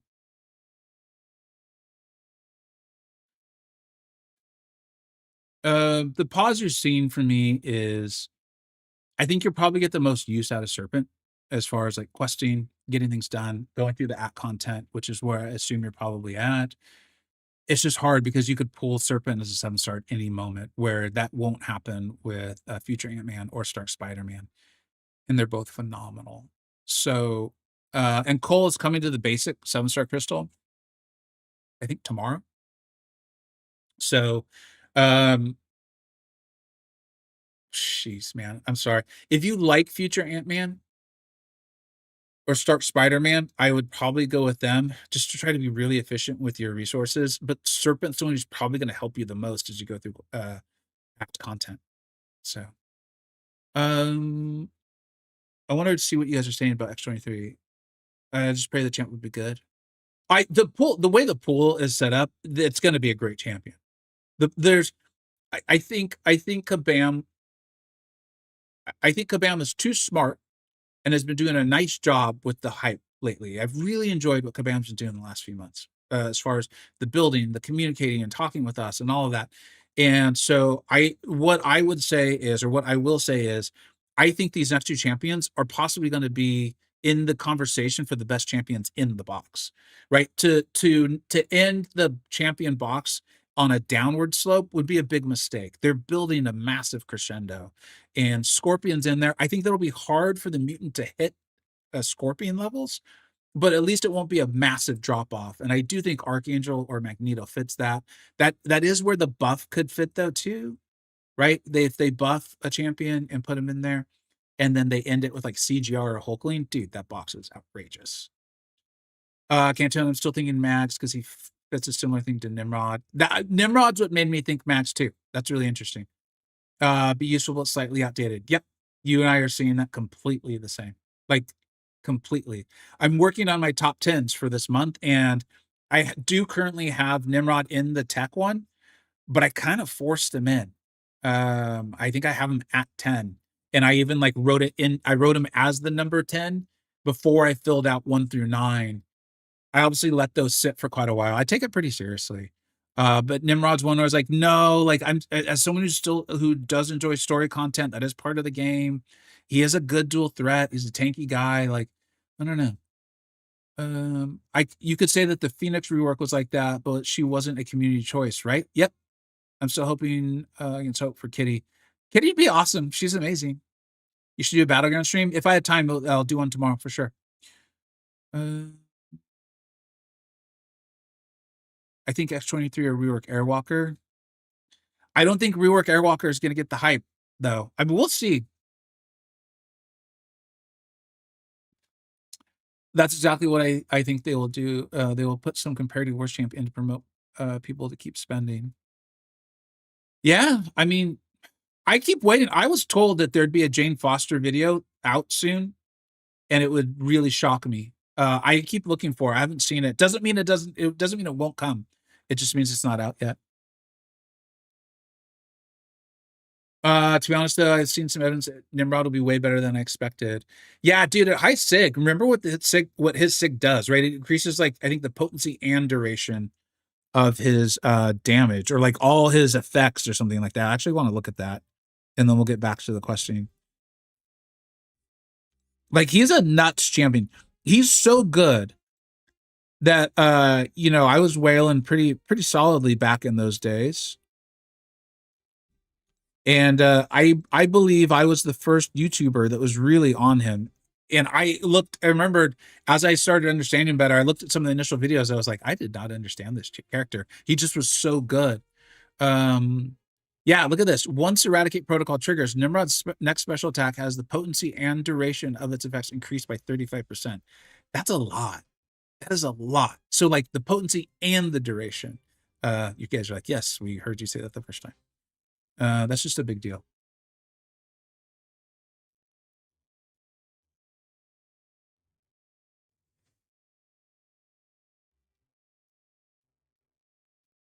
Dude. Nikram, congratulations, buddy. That's awesome. I'm very happy for you. This is it too. No, I'm not seeing anyone upset about X23. Like no one's like phased if she came to the banquet box at all. I mean, I'm not seeing it. If you are, let me know. And I'm not saying she is. I'm saying if. And this is what I was told. The person was like, I don't think the community is going to mind at all. They're like, you might know some people who'd be bothered, but as general community, I don't think the community would be phased at all. I think Cosmos going to be the big one. I can't wait to find out. Same here. That's why I think buffed Thor though could fit it. I buff Thor is just truly like what I want. I have no inside information, anything. It's just I just think buff Thor would get the community hyped, and then they could still do one of the mutant champions. And honestly, buff Thor, you just like throw on some sort of true buff thing, make it accuracy or true whatever. There's like 18 different true things. Like let him handle evade and miss. Okay. And have him start with like 2 charges or something in battlegrounds. Basically make him call Obsidian and people would be like, this is amazing. I love it. Like it wouldn't be hard. I would be happy with extra that has more to do with not wanting Magneto or Kitty. There you go. Buff Thor would be epic. Yeah, let's make it happen. All right. Let's play the game. And then what was the other thing that I said we were going to talk about something? I don't remember what it was. We talked about Banquet. I asked you guys if you guys had a good solution to the problem I think Kabam finds himself in. I don't think anyone does because I don't think there is an answer to it. Like, there just isn't.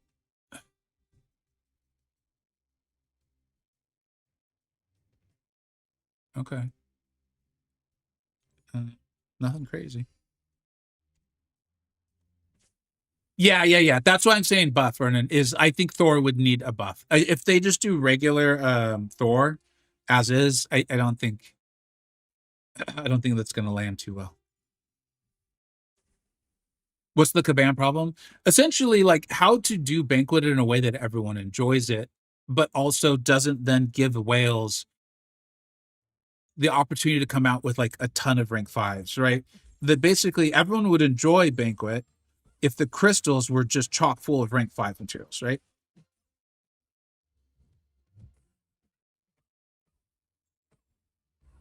But if Kabam does that, then the people who are going hog wild on Banquet and getting those top rewards, milestone, or sorry,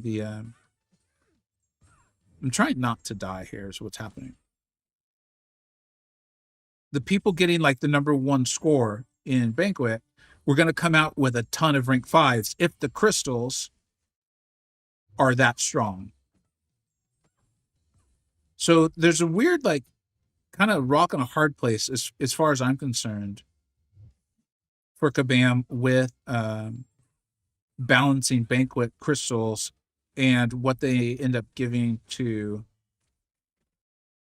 the massive whales, while simultaneously trying to hit their price point goals, right? Like I've come up with quite a few fixes, but all of them, shoot, yeah, damn it, send her to her protection. If you have a solution to it, I'd love to hear it. Because as much as I enjoy giving Kabam crap as much as anybody, but I also want to be fair.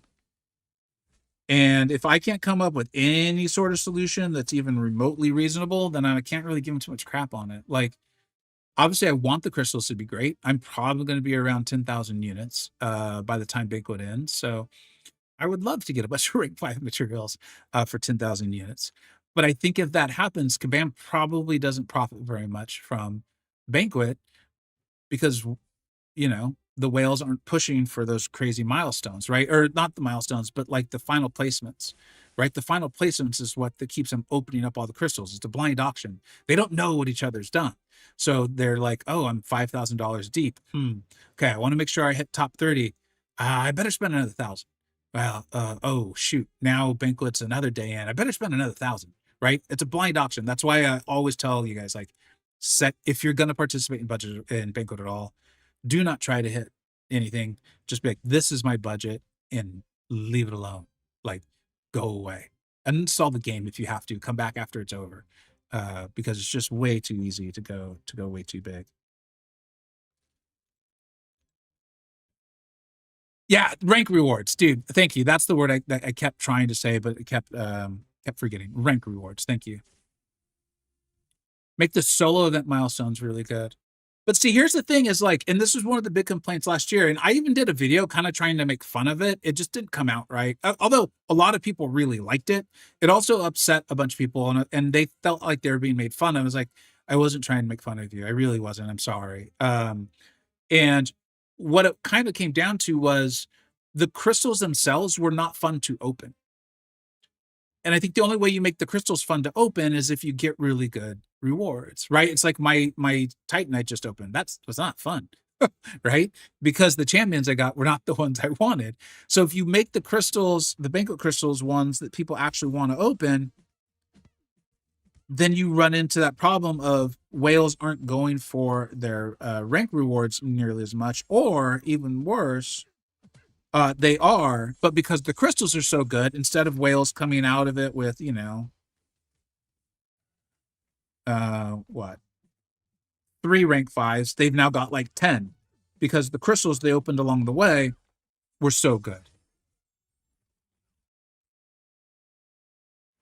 I just don't, I don't have I can't think of a good solution to any of it.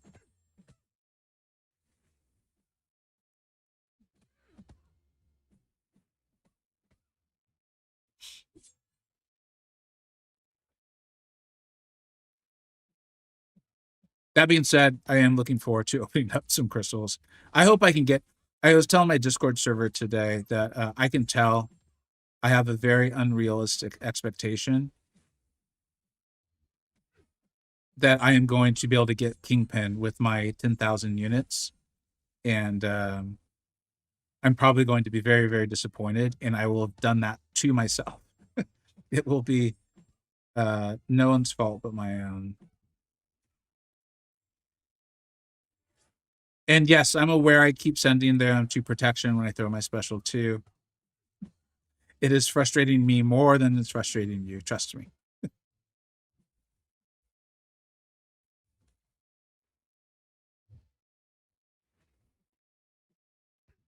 I think I finally managed to not do it. Good.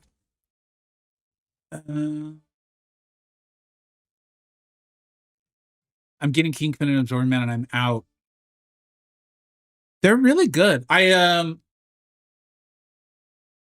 do think Absorbing Man's still going to be excellent. He's going to be in the top 10 Mystics for sure. Okay. In my top 10s that's coming out. I'm not as clear on his place though. Because he was very good. Okay. He's excellent champion. And I still think he might be amazing. He might still be like a top 3 sort of Mystic. He might be, especially as like a dual threat in Battlegrounds. But one of the things he felt very tailored to was Path 9 and Alliance War, and a Mystic that could take Path 9 and Alliance War. Well, one, Path 9, for those who don't know what Path 9 is, it's the hazard shift, right? All the various damaging debuffs that can be put on you when you hit the opponent. Path 9 and Alliance War has completely changed, and they've changed up the combo of damaging debuffs that can be applied. And he's only poison immune with his synergy, I think, with Titania. Who's the synergy that gives him poison immunity? I'm pulling up my Conchu's Ankh here. Let's see if I can get you guys to be able to see it too.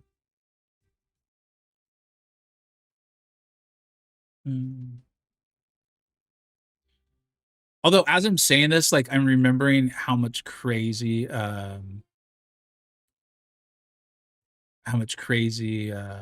resistances he has. I mean, he's gonna be a great champion. I want to be clear. I'm in no way saying he's now not going to be good. He's definitely going to be amazing. It's just how amazing. Where does he get his appointment? Yeah. Oh, it's okay. It's with Immortal Abomination, who is out as a 7-star. Very good champion. And then he's got this cool synergy for iHulk. I don't know if anyone ever really used it very much in War. But giving the personal ability accuracy to mortality makes him a little bit more usable in Alliance War. I think Iron Man's going to be amazing. I don't feel as comfortable saying the like how amazing as I think Kingpin's going to immediately is in the top tier, one of the best champions. Although I think Absorbing Man is too. I don't know. I just want I want Kingpin more than I want Absorbing Man. I don't know how else to say it. I don't envy Command's position whatsoever. You're talking, oh, this is going back to the banquet crystals. Yeah, I don't know. There's no solution. There's no good solution. And if they come up with one, kudos to them.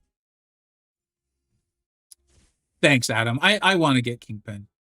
He's the one that I truly would want. I think Adam's is top 5.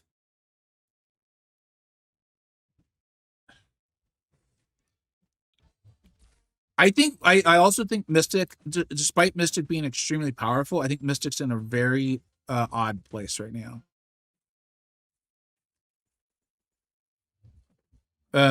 Because, and this is where I've talked about this with you guys a lot. I'm not trying to harp on it, just, we're talking. Is I have not enjoyed the development of the relationship between Cosmic Defenders and Mystic Champions.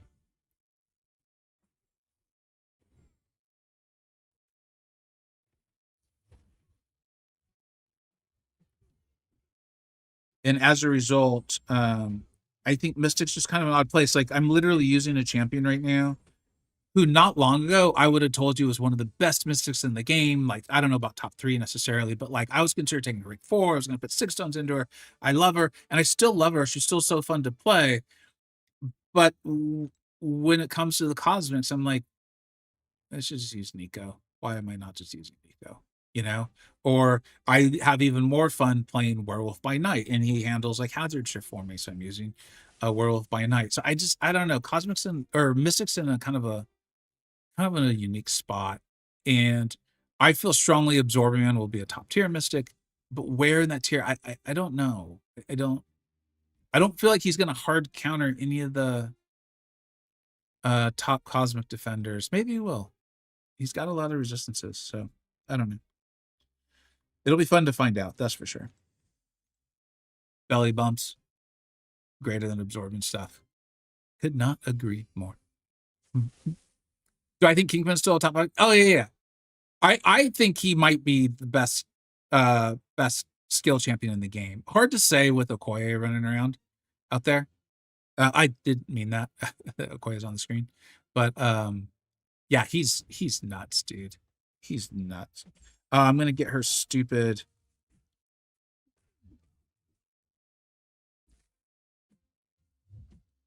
I did not play this well.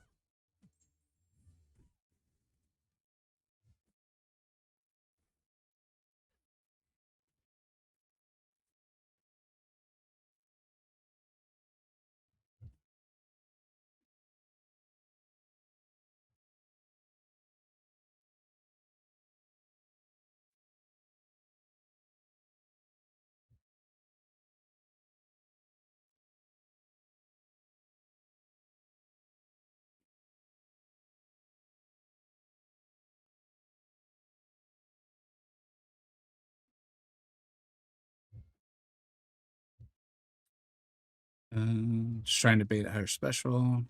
I haven't played Juggernaut in a long time. I forgot about that. Used to get me a lot in my initial Juggernauting. For those who don't know, like if you use what is it? If you break their block when you're at 10 unstoppables, you like lose them or something. I don't even remember exactly how it works.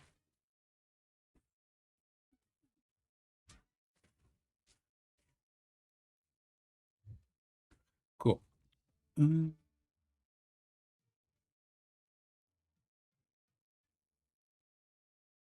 Oh, Dan, I didn't explain it in the video. Essentially, I didn't want to get potentially get Mr. Knight or Frankencastle. I think they're both actually good. I loved playing Mr. Knight in CCP testing at the time, but I would probably only pull them once. And I was like, I know me, I'll be tempted to use my Awakening Gem in them, put 6 stones into them, take them to like this high level. And then if I'm enjoying them, I'll take them to rank 4, which ideally is fun, right? But I've got all these other champions that I still want to rank. I still want to stick up and do all of that. And then Mr. Knight and Frankencastle will both be in the crystal when it turns over in March. And so like I could end up just pulling them again. So I was like, I'm just gonna do it now, see how it goes. It went very badly. And then yeah, and that's it. And then and then potentially pull them when it's time in March.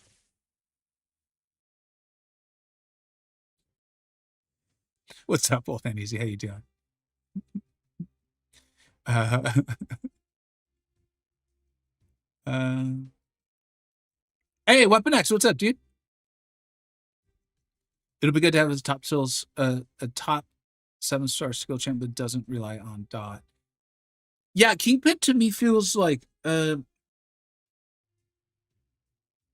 is good practice for me because it's going to cause me to think through my reasoning really well. So that way when I do the videos, it's even smoother. He's not the same as Future Ant-Man. I'm not comparing them as champions, but I'm saying right now off the top of my head, they feel similar in the like they might not be a hard direct answer to a variety of defenders, right? But they are really powerful. And the things they do are so generically powerful that those two things combined will raise them to the height of their class.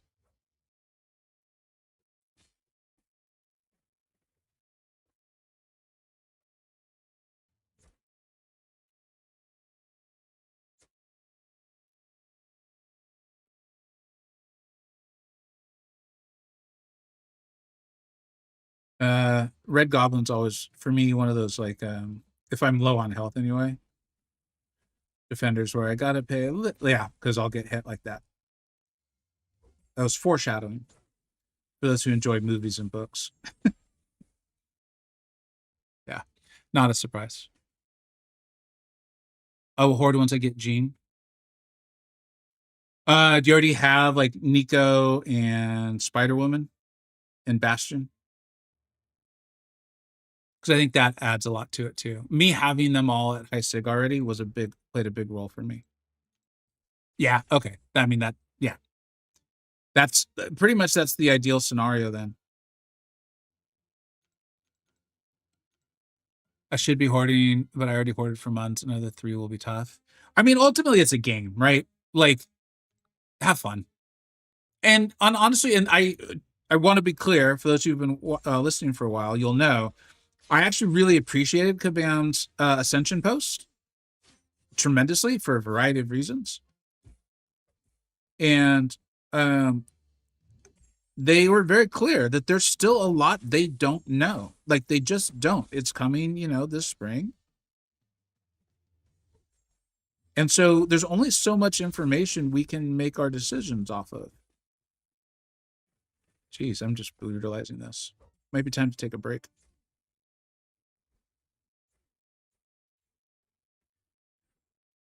And so, my video was based on the information that we have, but like with a single post could come out today. All of a sudden it'll be like, oh no, go back and open. Like let's say Kabam announces the 30 champions that will be ascendable in the spring. And Silver Samurai, Frankencastle, and what's the other one there? The other skill champion, Mr. Knight, are all in the immediately ascendable pile. Be like, oh, dude, don't hoard, open now, go, because like the whole reason, was to wait for the ascendable champions. So like it's not day by day, but it's one of the big changes I've made in the last like 3 or 4 months is accepting that this is a live service game. And I used to really dislike, I always felt like that was used as like an excuse for things. And I often didn't cover like day in, day out stuff for the game because I was like, well, no, it's not that important, or it'll just change, or, variety of reasons, or I have a job and I'm working, so I can't. And one of my biggest changes was like, no, it's live service. And so I get it. I understand and respect that like Kabam doesn't know everything they're going to do for the next 6 or 7 months. These things will happen, but I should cover it that way now too. And so like the Titans changed it over tomorrow. Here's my advice with the information we have for tomorrow. If in a week Kabam gives us more information, I will cover that too. And like that kind of thing. Like I'm not going to try to go full like Rich the man. Rich does the news. He does a phenomenal job. I'm not going to be. I'm not interested in doing that. I think someone also is already doing that wonderfully. But I think providing analysis on stuff that's happening, I do think is a good idea. And so far, it's been interesting on the channel side. Actually, is one of the things I've noticed has happened is those videos perform very, very well. But I think I've now developed an audience that wants to see those and doesn't want to see other stuff. So, you live and you learn.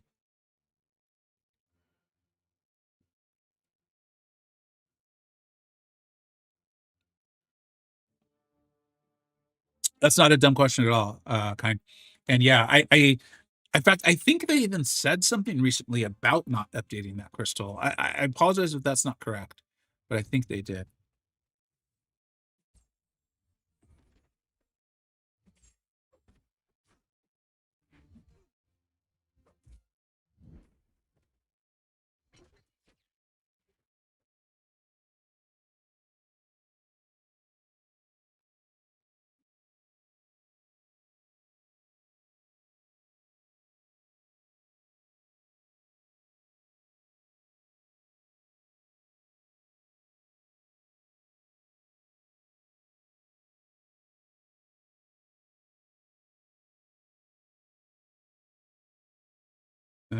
I've clearly forgotten to do something with Wiccan. I just can't remember what it is. I haven't played Wiccan in forever. Oh, I remember what it is. No, I thought it was in the combo in a medium.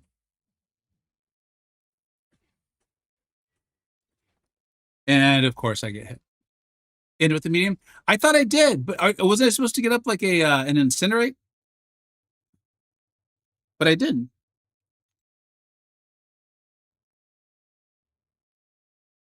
I don't know. Whatever. No, I wanted to do the light because I was trying to prevent Nimrod from. I wanted to keep up the neutralize. SP1. All right, thanks guys. I'll try it. I appreciate it. Dread, you're back. Yeah, within the Nietzsche MCoC, the cool thing I'm seeing is that everyone's channel provides something different that people want to see. It really feels that way. I think because like I just started it off as a channel. I was just like, here's what I'm doing in the game. There was no like cohesive plan. I've kind of changed in essence what my channel was about. I think like 3 to 4 times, mainly because I was doing something different than I previously had. But ultimately, I agree with you. The irony is, I enjoy doing showcases. I enjoy like showing champ interactions, but my best performing stuff has always been like advice or kind of like I guess we'll call them thought pieces. I'm not sure what else to call them.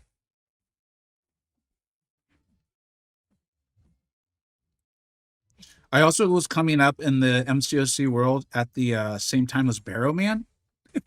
So I think it was pretty understandable that people were looking for maybe his advice a bit more when it came to like showcases and things like that.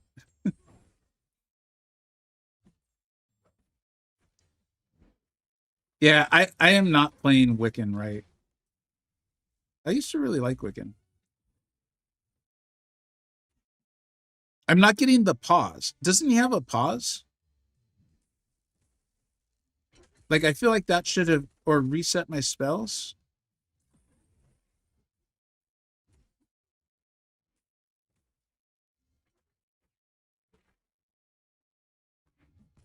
Here, we'll get the heal. Thanks for the reminder on the heal, because I do want to use him as a bit of heal potion for this fight.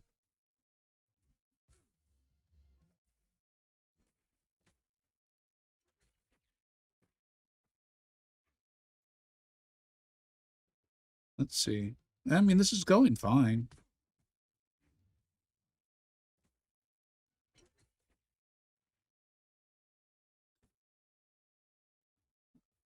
All right.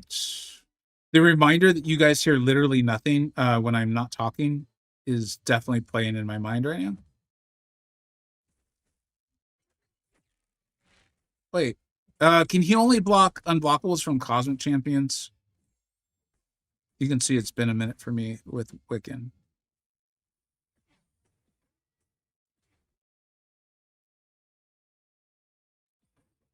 I think we're almost there. The end of our nightmare is almost done. Here we go. This should be it, right? Oh, it is not over. Please just end. I've completely changed my opinion. Nimrod will be the best tech defender to come into the game in 2025.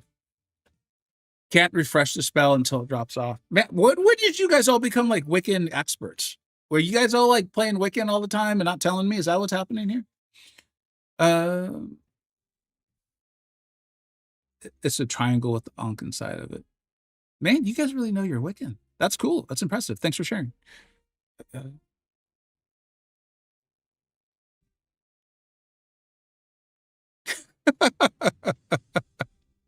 the more you talk, the more entertaining you stream. All right. My voice is starting to go. Still, you Wiccan's really good. I just obviously forgot how to play him.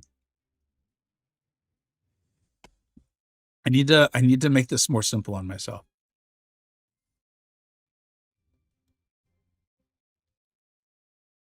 Defense. So Kabam slowly introduced us to unblockable Yaganib. Like,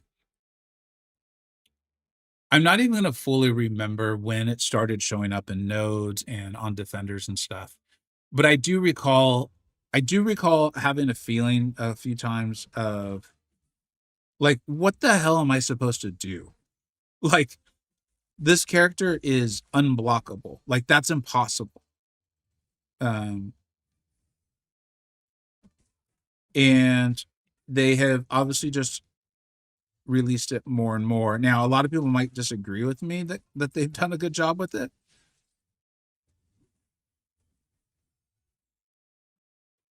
And I think that's fair. But I hear you. Is essentially what I'm trying to get at. In fact, like, doesn't Purgatory's SB2 go unblockable sometimes? You can outrange it, I think.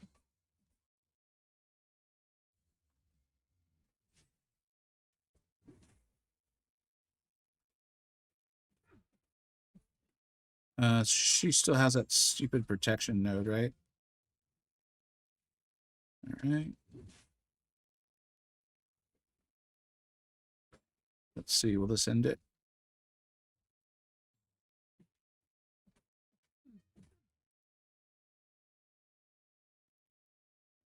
No, I don't think you could outrange that. It didn't look outrangeable. It used to be though, didn't it? Does anyone remember? Isn't her SB2 outrangeable? Like you can just hide in the corner? What's up, Ed? Yeah, a lot of good points. We were just talking about Wiccan, I think. If Substar Hulkling comes out with the explosion of Wiccans, I mean, that's the weird thing about him, right? Is you still got like Nico who will destroy him. Wiccans neutralized would obviously be really, really handy too. I got, I got very good at fighting Hulkling. I'm sure it would take me a little bit to remember how to do it, but I used to fight him like every single war. It felt like he was placed on that same rich get richer node. 1, 2, 3, 4, 5, 6. And I was I as much as one could be a main in this game, a main at anything, I was a main of America Chavez. And she doesn't block unblockables or anything like that. And so I just had to get really adept at fighting him. And once I got up like her power control, the fight was, relatively simple. Uh, but yeah.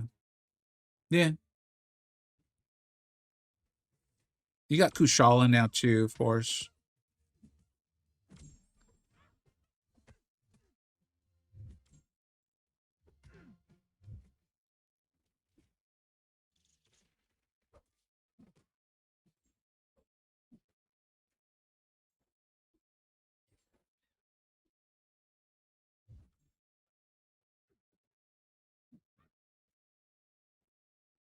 See you, Dante. Thanks for being here, bud.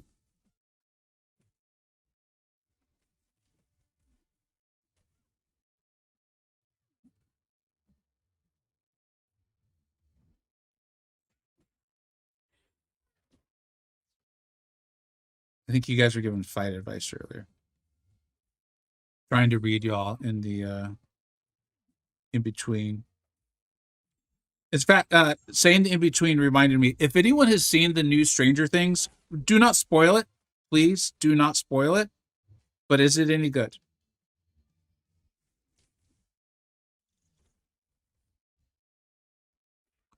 Is it worth watching? I would not binge it anyways, but the lack of people talking about it has me feeling like it may not be the best.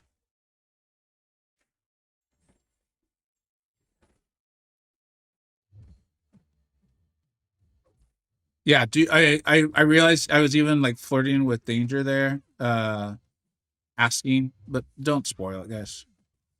I just lost all my spells.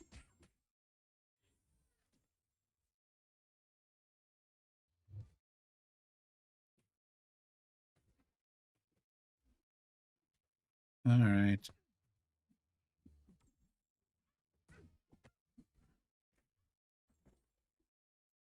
Oh, only 3 episodes are out right now. Okay, so you couldn't binge the whole season if you wanted to. That was interesting. Started off well. Okay, good to hear. I don't know. I don't recall particularly like loving the last few seasons, but they were good enough to make me want to watch it. And I think it's one of those ones where you're so invested in the various storyline, the characters, like you want to. I find myself wanting to know how it ends. Basically, there's the Titan resets tomorrow. And I think the new champions are coming to the basic tomorrow as well. But make sure that's confirmed in game because I don't think Kabam ever said the specific date those champions are coming to the 7-star basic. So make sure you check that out and like confirm it though. You can usually tell by the screen on the crystals. Wife said it has a lot of vulgar. That's weird. Stranger Things. I wonder why that would be. I'm not like, well, I mean, if it's a lot, like if it's just gratuitous, then I don't think that's the best. But that wouldn't stop me from watching it. But it just seems strange because like the kids are also supposed to be like young, right?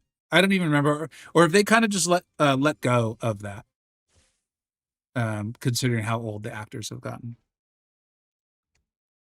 Oh, geez, and I forgot to do my spells with Diablo.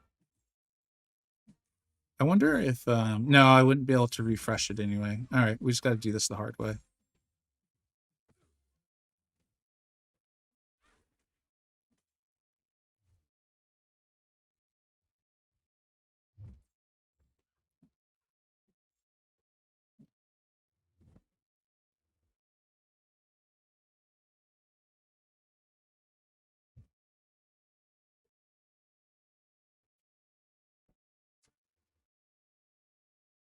Sure, I'm glad I forgot to do my spells.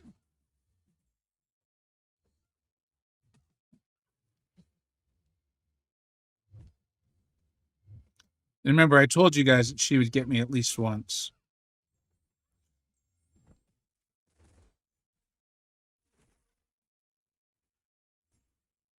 I'm trying to even remember how to play him without his spells.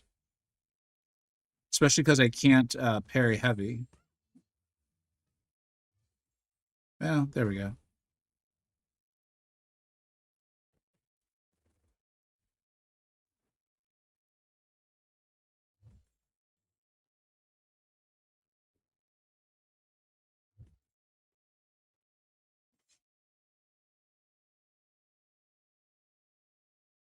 Thanks for the SP1 shout. I didn't see who said it, but I did look up to read it.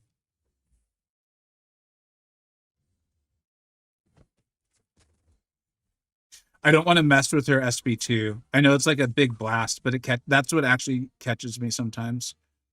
So I'll just use this as like a healing battery.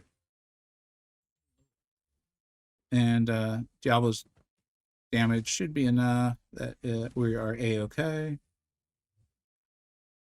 Uh-oh.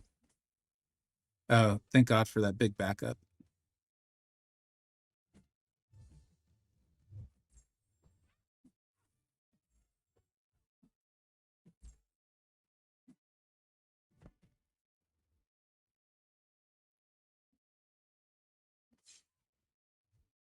They're like sophomores or juniors.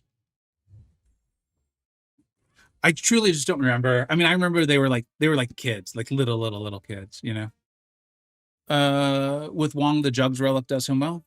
Yeah, I is that who I had on? I don't even remember. I need to go do, and we'll probably do that like I don't know, maybe like next week. Could be fun. We can like talk about like what's coming up with Banquet because we'll have all the information. I think we'll have a lot of information. I imagine they'll release a lot of that on their live stream on Friday. And I'm just gonna redo my relics. Like we've gotten so many of the like the StatCast version twos and all of that that I need to do it. And I've been paying a lot of attention to. I meant it when I shouted out Cantona's channel and his video, just like simple stuff you can do to improve your battlegrounds performance. And it was like putting your StatCast on the defenders and things like that. I was like, oh yeah, I can't believe I didn't think of any of this. Like just really smart stuff. So I need to go through and just redo all of them basically. Thanks for being here, B. I appreciate it, but have a great one. I wonder if they'll ever do class catalyst for 7 stars like they do with the 5 and 6 stars. Have they said anything about that? What do you mean by class catalysts? Oh, class crystals. Nah, I haven't heard anything about that. The pool's gotten large enough for 2, 3, 4, where I could see them doing that. Hey, what's up, Cantona? How you doing, dude? Just saying nice things about you, dude. Just saying nice things. Let's go with Purgatory. With the number of champs that are in the game now, they need to sell a class 7 structures and make every regular crystal Nexus. Yeah, well, I mean, I hear you, but as a longtime veteran, they ain't never doing that. But they might start doing some class stuff, you know, like maybe we see that like in spring cleaning next year or something like that. Haven't we seen it at least a little bit? Oh, there goes all the healing I just got from Diablo.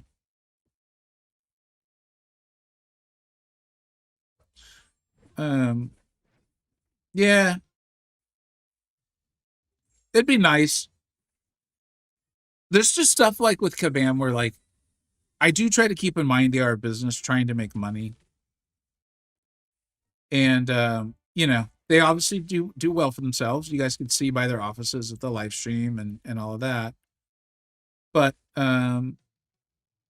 they've done a good job of keeping the 7 star crystal like pretty strong. I feel there's very few champions that just like, dude, you're really not going to be using them. But of course, as a player, I would love it if they did class crystals and things like that. I just don't. We'll see. I would love to be wrong. I would love to see that, like I said, for like spring cleaning or something of that nature. I just will be very surprised. Well, is he unblockable or am I just getting tired? I think I'm just getting tired.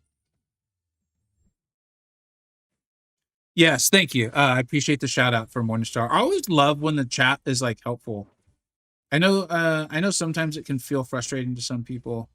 I tend to see it as like that, like what Ace said. She can heal an orange, or you guys are helping me out. Like there was the shout about the Diablo gameplay or Wiccan. It's like, dude, it's impossible to remember what 300 champions can do, even if they're ones I played. Like I played Wiccan a ton in War. This was years ago though. So just like I forgot, like his unblockable, his block unblockable. I tried to block an unblockable attack. I just had forgotten it was like cosmic only, and then of course the game reminded me. I think we're getting to the point where are we with this here? Yeah, we've only got 3 champs left, so I might as well use the big boys. Dude, so that is Jason, right? I think it was Stat. One of the guys in my alliance submitted some spiral fights for the Alliance War videos we've been doing. Dude, it was just so cool. Like I've just totally forgot about, like, she was immune to falter. Like there was a couple other things, like did a fight with her against Prowler. And I had forgotten so much that she could do. She kind of to me falls in, and I realize we don't all like the same thing. Okay. I have not liked the relationship that's been built between Mystic and Cosmic. I realize some people do. And to me, she's like an example of why I don't like what's happened with Mystic and Cosmic. Is I thought she was such a cool champ. But because of Nico and some other champions, I'm like, I just have no interest in playing her. Maybe that's me being too much of a meta rat though.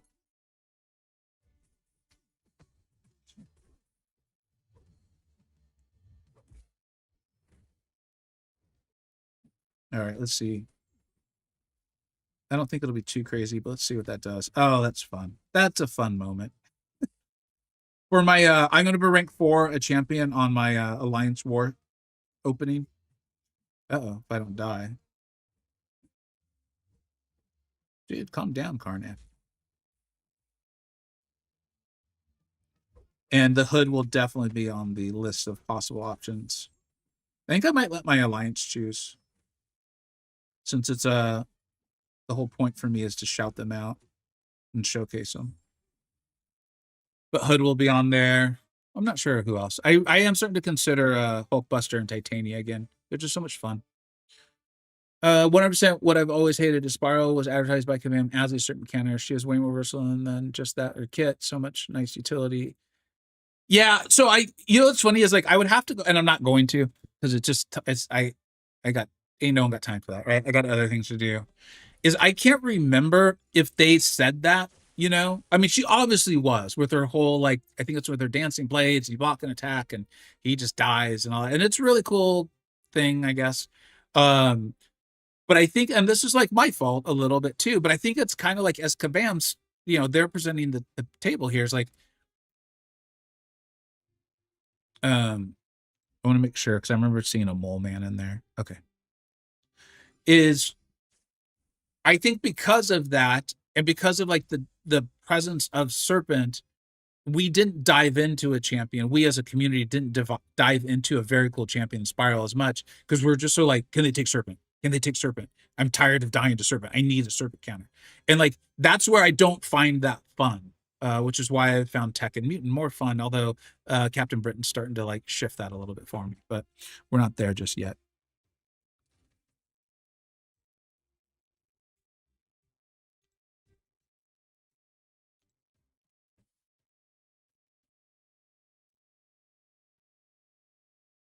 Yeah, they explicitly said in the live stream, they said in new strong serpent counter is one of the talking points. Yeah, I mean, we'll never know, right? Like we're never gonna get to see like the internal emails and all that stuff. I think they were trying. It's funny, as I'm not gonna be able to explain this well and play the game at the same time. So I'm gonna try to explain it, and if the game plays worse than normal, it's fine. I think they tried very hard to do a certain thing with the game. And they really dove in with it. It being like this kind of like card game, this like magic box, magic key. And the game's always had some level of that. Like I was playing when Iceman came into the game, and it was like, well, you're just gonna lose half your life when you start to fight. Enjoy that. You know, I was playing when there was a path in war where like it was thorns. And at least people at my level, and I was not a high level at that time, was like, hopefully you just kill them before they kill you. So like this is like Dormammu with his degen. You know, this was way before shallow dexes and deep dexes, and people started being like, well, I guess we got to remove dexterity. Like there's always been this sort of threat in the game. It's just like how much of it, how often, right? Like I use the term often. This is starting to feel coercive versus this is a fun challenge. Sure, I'll spend a little bit to defeat it, to make my roster better or whatever. And I feel like Kabam went way too hard on Magic Box, Magic Key. It felt coercive to a lot of people, or they might not use that term, but they didn't like it. And I really feel like Serpent was like, you know, the beginning of it, or well into it, or the prime example. He's like the poster boy for it. Um, and I'm not saying that they've admitted they're wrong, because they will never do that. But it does feel like there's a little bit of stuff. You got to read the tea leaves a little bit. But they have kind of accepted that maybe the players aren't enjoying that, and they're going to tone that down. They'll still, of course, have their Magic Box, Magic Key stuff. Like that's part of the game. I respect that. I get that. I think it's just how much of it are you doing? Hello from Ohio. What's up, dude? Thanks for being here. I feel like there's a well-known viewer for a lot of channels named Aaron of Ohio. But you do not appear to be Aaron. So it's good to know that Ohio has at least two people. Come on, Masakre. Don't be a butt.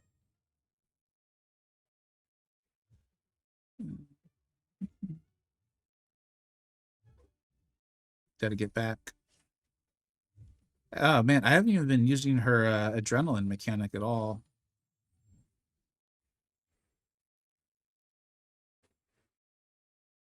Like Nico, I think is actually a perfect example of what I'm saying. Because yes, this fight could have been played a little bit better. Okay. But I think this is why Kabam felt like Nico's balanced. Because like it was their intention for what they wanted in the game. Like I think game design defines balance differently than like you and me and most of us in this chat.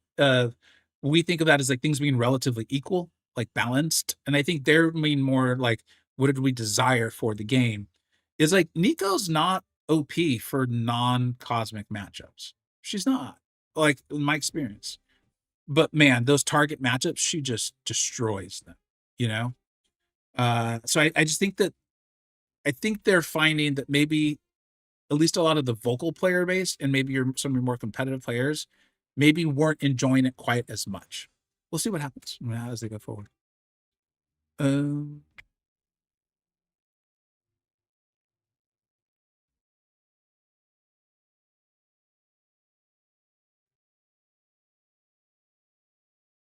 only two. Yeah, I thank you for understanding my sense of humor. I was definitely joking. Thank you for being here. Fine, maybe three. Ohio's a pretty big state. Lots of people. There's usually more than one answer for a problem. The issue is the problem comes faster than the solutions. I think that's there for sure too, and I'm hoping that's kind of what they do with Ascension. You know, I haven't been able to stream much because I've just been so busy with life, basically, with work and stuff. Is one of the reasons why I'm also kind of excited about Ascension and why I didn't like the way they left the rebalance program. You know, I didn't enjoy that at all.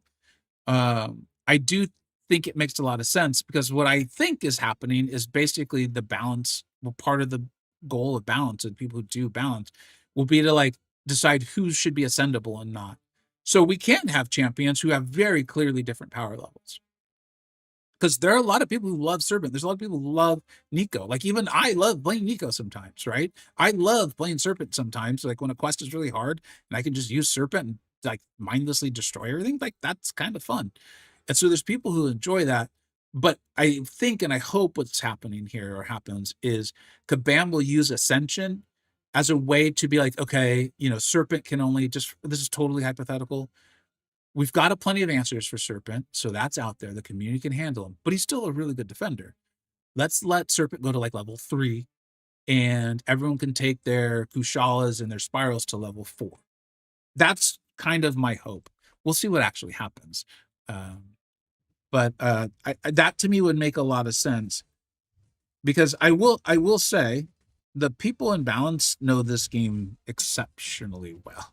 Like, I don't know all of them, but I know a few of them, and they know the game as well as anyone else I know.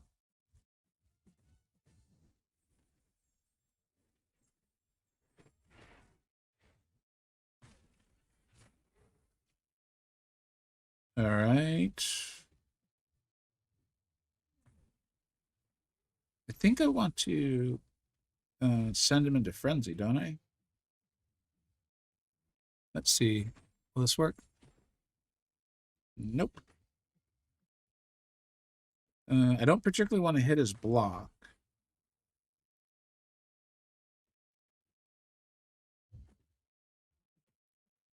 Will this do it? Nope. I'm just going to get my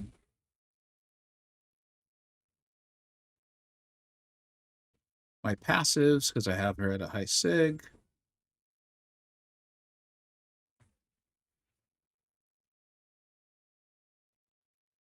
Let's go for the intercept, shall we? All right. And that should stay now. Of course, now, well, I had more of my spells up, so I guess it makes sense. I should have been pairing the specials from the get-go. There we go. And that'll be it.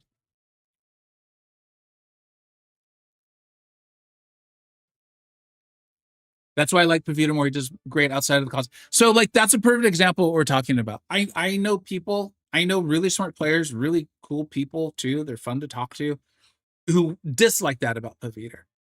Like, this game's huge, right? Bam's never going to be able to make everyone happy. Pavita looks like an absolute blast to play. Like, here, we'll finish this, and then I do want to end it because I have gotten a lot of questions about my not spending and my spending, and I'll go over it a little bit. Although a lot of people who initially asked those questions probably aren't here anymore. But kind of go over it. I will get your guys' thoughts on it. I've never fought Lizard. Oh, I guess I did to get to this quest, but what do we do here? When the attacker performs an intercept, they gain a guaranteed critical hit. Cool. This man starts the fight with 7.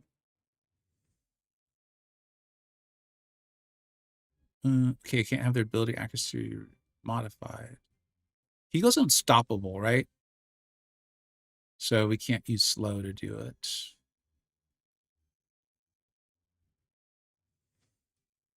Encroaching root, combat deja vu, degeneration debuff. I don't really want that. He's not bleed immune, is he? Lizard? I don't think he is.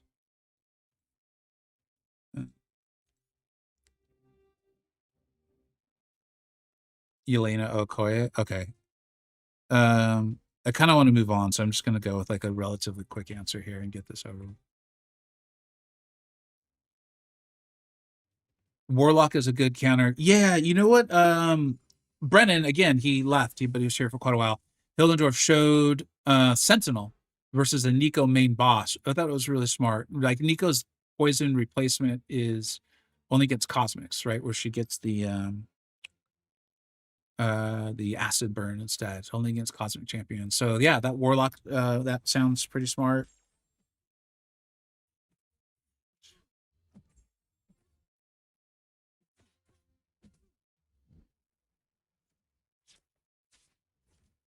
Playing Okoye and Mixmaster is not my idea of fun, but you're right. This is a good matchup.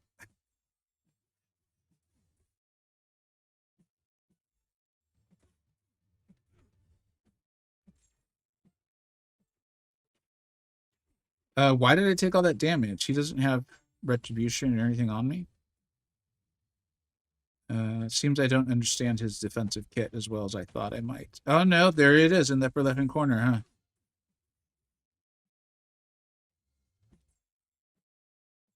I'm just gonna go back to medium, light, medium. Trying to do the other way around was killing me. Thank you for the shout, because this was quite faster. Thank you. Thanks for the Koya shout. Hey, Infamous, what's up, dude? Oh my god, what am I? Yeah, I should have just done that. We've been streaming for almost 3 hours. You forgive this old man a little bit of forgetfulness, okay? um, but let me make sure I finish this quest, and I've done that before. I've famously exited things before I intend to. Oh, looks like you can't. So um, I know that I earned a bunch of Titan shards, but it's not going to be anywhere near enough to open another one. See, this is the other reason why I'm just hoarding, is like temptation in this game. This game thrives off temptation. Shoot, I'm so close. This is what I'm talking about. Oh man. But my chances of getting Nico, it's like 1 in 24. Or not Nico, Carolina. They came out together, okay? Cut me some slack. The chances of getting her, so I'm probably just gonna pull more gallons. I'm just probably gonna pull more gallons. I'm better off just waiting, trying to awaken Carolina. She'll leave the crystal in March and just go from there. Thanks, Egg. Appreciate it.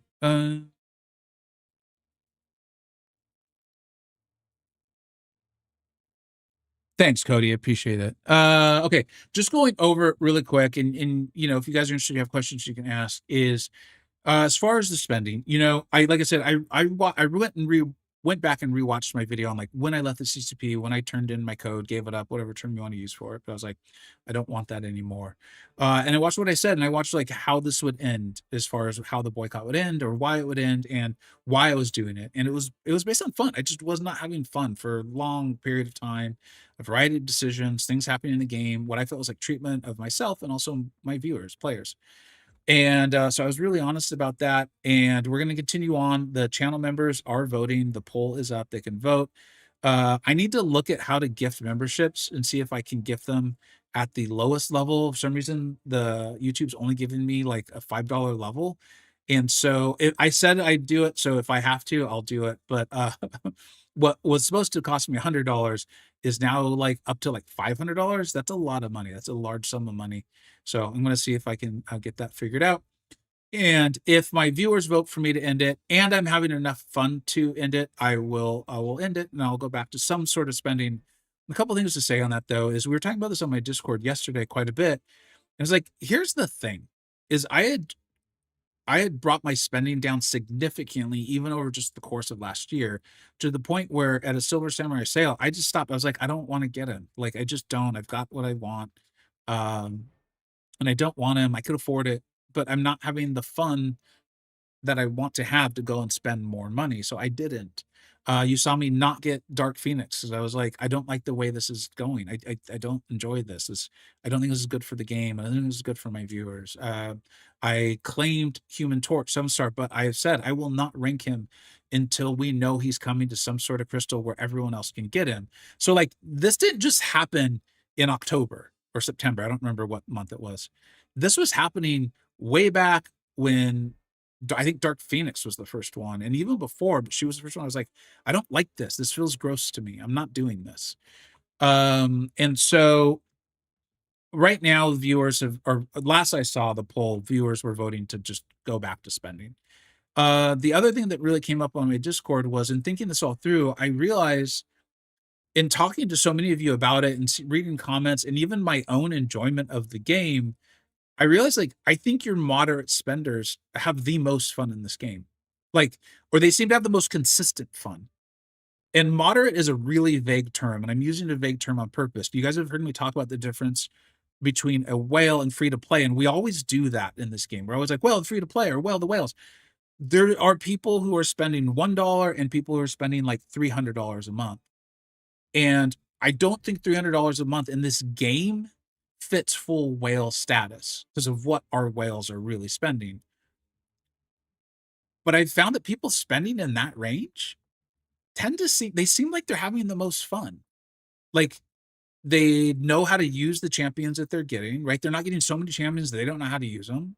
If there's a big sale and they wanna go big on it, they do, but on your typical month, maybe they're just buying the sigil or, I don't know, the battle pass or something like that. And so I think ultimately I'm gonna probably end up in somewhere in that range because I'm a YouTuber. I might go a little bit bigger on some sales so I can have an opening. Like, and you guys know I really like Legacy. Okay. So this is not a shot. This is actually like kind of a compliment, a little bit of like, I see it and I'm like, oh, okay, that was really smart. I think the man has done 5 videos on his Cyber Weekend opening. 5. I really think it's 5. And people are watching them, they're enjoying them.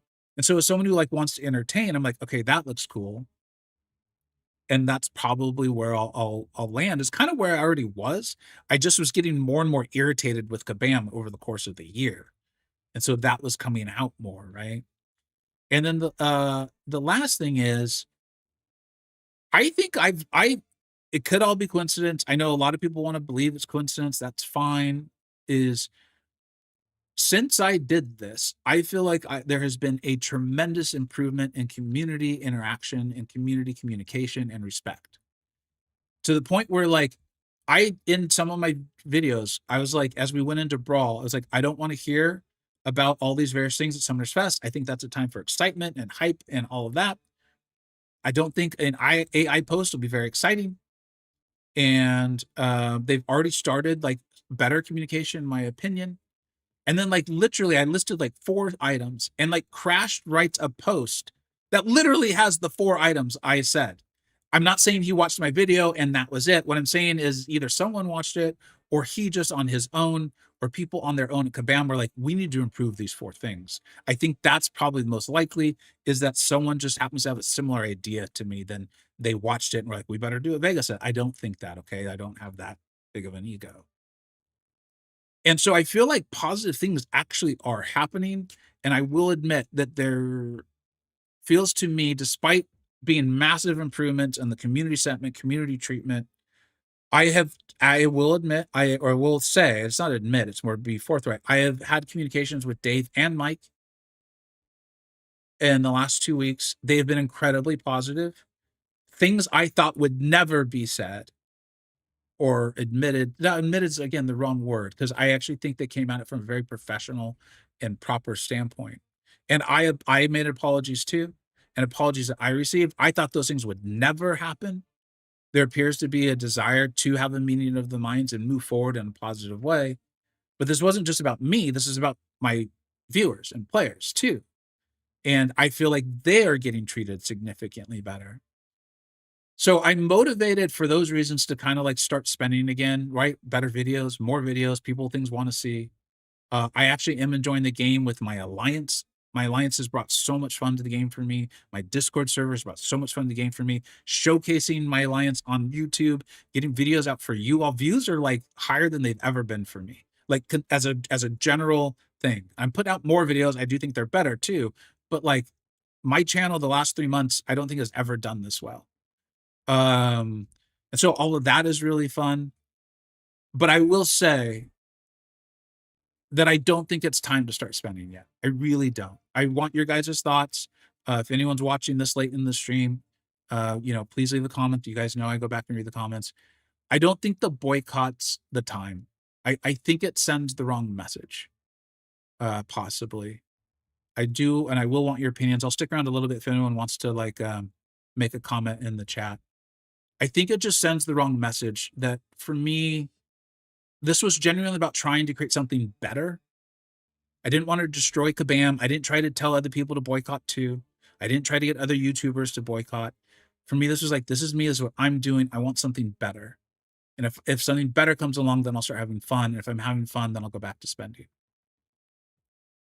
And so doing it with Banquet, which is the biggest, glitziest, glammiest, like, wow, hype event of the year, it just doesn't feel like the right one to me to participate in. I want you guys to have fun. I'm going to do my best to keep you level-headed. I'm going to do my best. I already know. I already worked on some lines that about it. I will get a video on Monday about whether I'll be spending or not, and kind of just give some thoughts on it. My full-fledged thoughts. I want to give plenty of time for people to leave feedback on my Discord, on videos, on the comments, and all of that. But I will say right now, my strong feeling is I either do not spend at all, or if I spend, it's literally just to get the double trap from Paviter. But participating in Banquet, spending dollars on Banquet, it just it doesn't feel right to me. So I want to read the chat here a little bit, and then we'll either raid someone or we'll sign off. That's a very respectful take. Thank you, Carlos. I think you should do what you want and stop having polls or asking our opinion. I've said it before and I'll say it again. You know what to do. Just do it. Yeah, I think there's something to that, but this channel is about a little bit more than that. Doesn't mean it's better or worse. It just means it's my channel. And I've meant it from day one that like the relationship with you guys is what's most important.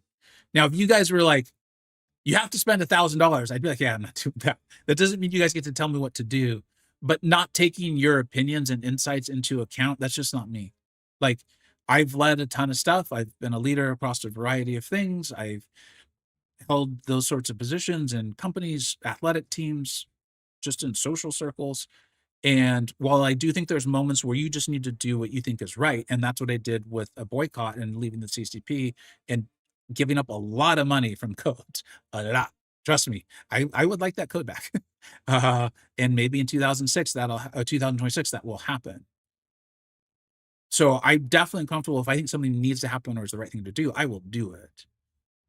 But by and large, my default isn't necessarily to try to create consensus, but it is if I'm trying to entertain you, if I'm trying to inform you, if I'm saying I care about your experience with this game, I'm going to take your opinion into account. That's just me. That's who I am. I wouldn't spend cash, but maybe units. Oh, Nordic Hunter. I thank you for saying that. I do intend to spend my units. I do intend to spend my units, assuming I can get good stuff. But thank you for saying that, because I should be more specific when I say I'm not going to participate in Banquet. I should be more specific and say I don't intend to cash dollars. I'll find a good way to really say it. Participate in Banquet. It just doesn't feel right. I think if I do it in January, somehow it just feels different to me. I don't know. It could be wrong, but that's my opinion. It just got 7-star Quicksilver and Jabari Panthers. Worth ranking them. They're both worthy of ranking up. There are what I feel are better, more broadly usable champions that handle some of the things that Kabam asks out of us. But like Jabari Panther is an excellent champion, and so is Quicksilver. So congratulations on both of them. I don't know if Jabari needs her Sig. Quicksilver in general, you often want at least Sig 1. I'm not as familiar with Jabari, I'll be honest. I just got a Cat Britain now from the 7-star Elder Nexus. I have Awakening Gem, just unique gem. We're going to take you to rank 3.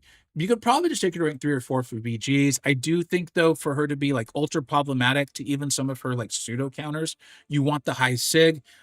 Check out Dread. I think it's like XXO Dread OXX, I think. But check out Dread MCoC, really cool YouTuber. Just literally did a video on how to fight Betsy Braddock, Captain Britain, and he talks about it in there. It's a really, really good video. I know you're not looking to learn how to fight her, but if you want to look on how to make her more difficult for your opponents, I think he's a great channel to go and hit subscribe while you're there.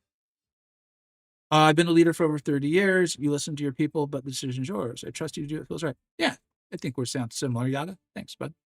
Big One Spain is 100% entertaining, but I value you following your morals more. Thanks, Carlos. That's kind of where I'm at, but that's kind of. I also kind of, I will admit, because I know I did a video telling you guys, I'm like, I'm sorry, I made a mistake. I acted in good faith. But I made a mistake. This was a rookie mistake. I'm a new YouTuber, basically. Okay, you're looking at a older guy who's doing YouTube, dude. I didn't watch YouTube until I started basically doing it. I mean, I watched it a little bit, but not much. And so I want to make sure too that everything I do, because I know not everyone watches every video. There's only like 110 people here right now. Okay. So some people miss so much. I want it to be clear that I was genuine in every step of the way, every step of the way. Like I see it in there. Trolls are going to troll. It's going to happen. Trolls are going to troll. I know that. I'm used to that now too. But in chats and the official MCoC Discord and various places, when people say like, "Oh, Vega just did it for clicks or views," I want my true viewers to be able to say like, "You're full of shit. He obviously did. Go check. Like, are you dumb?" And I'm seeing that happen now. I'm seeing that happen. Not that I want people fighting, but I do want like the actual what happened to be out there, not to leave myself open to honestly, they were like hacked up videos last time. People sent them to me. I was like, this is disgusting. This is truly someone who clearly didn't even want to actually find out what was actually happening. They just wanted to try to make a clickbait video. So yeah. Dude, you're not that old. Yeah. Well, yeah. All right. I think to be honest, the way out of the reliability you mentioned with viewers, players that were held back from spending. But if you find something worth spending on, please do have fun. Thank you very much, Kane. That's good to know, but it really is. In my opinion, leaving the CGP and giving up the code, which made you a lot of money, was massive enough. You'd be surprised. I thought it would be. You know, I didn't do this to prove anything to anyone, but I did think that would be enough for it to be like, oh, he might be wrong, but he at least means what he's saying. Anyways, I got to bounce, y'all. Yes, thank you very much, Canuck. We had a wonderful Thanksgiving here with my family, me and my 2 daughters and my wife and our 2 dogs, one of who is a puppy. She's very young.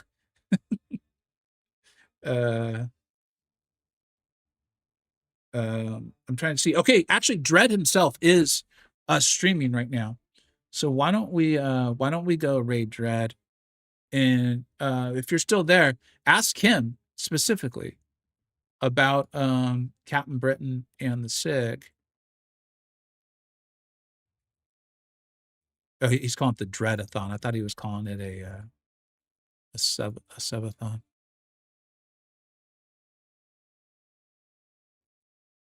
If you guys could, I unfortunately will not be able to be there right away. I got to go eat and check on some work stuff, but I will try my best to be there really, really soon. I do intend to stream tomorrow. We'll see if it actually happens. Thanks so much, everybody. I really appreciate you guys for being here. And thank you so much for the membership, Faith. That was really, really cool. Totally unnecessary, but very cool. Take care, everybody. Yeah, see you later.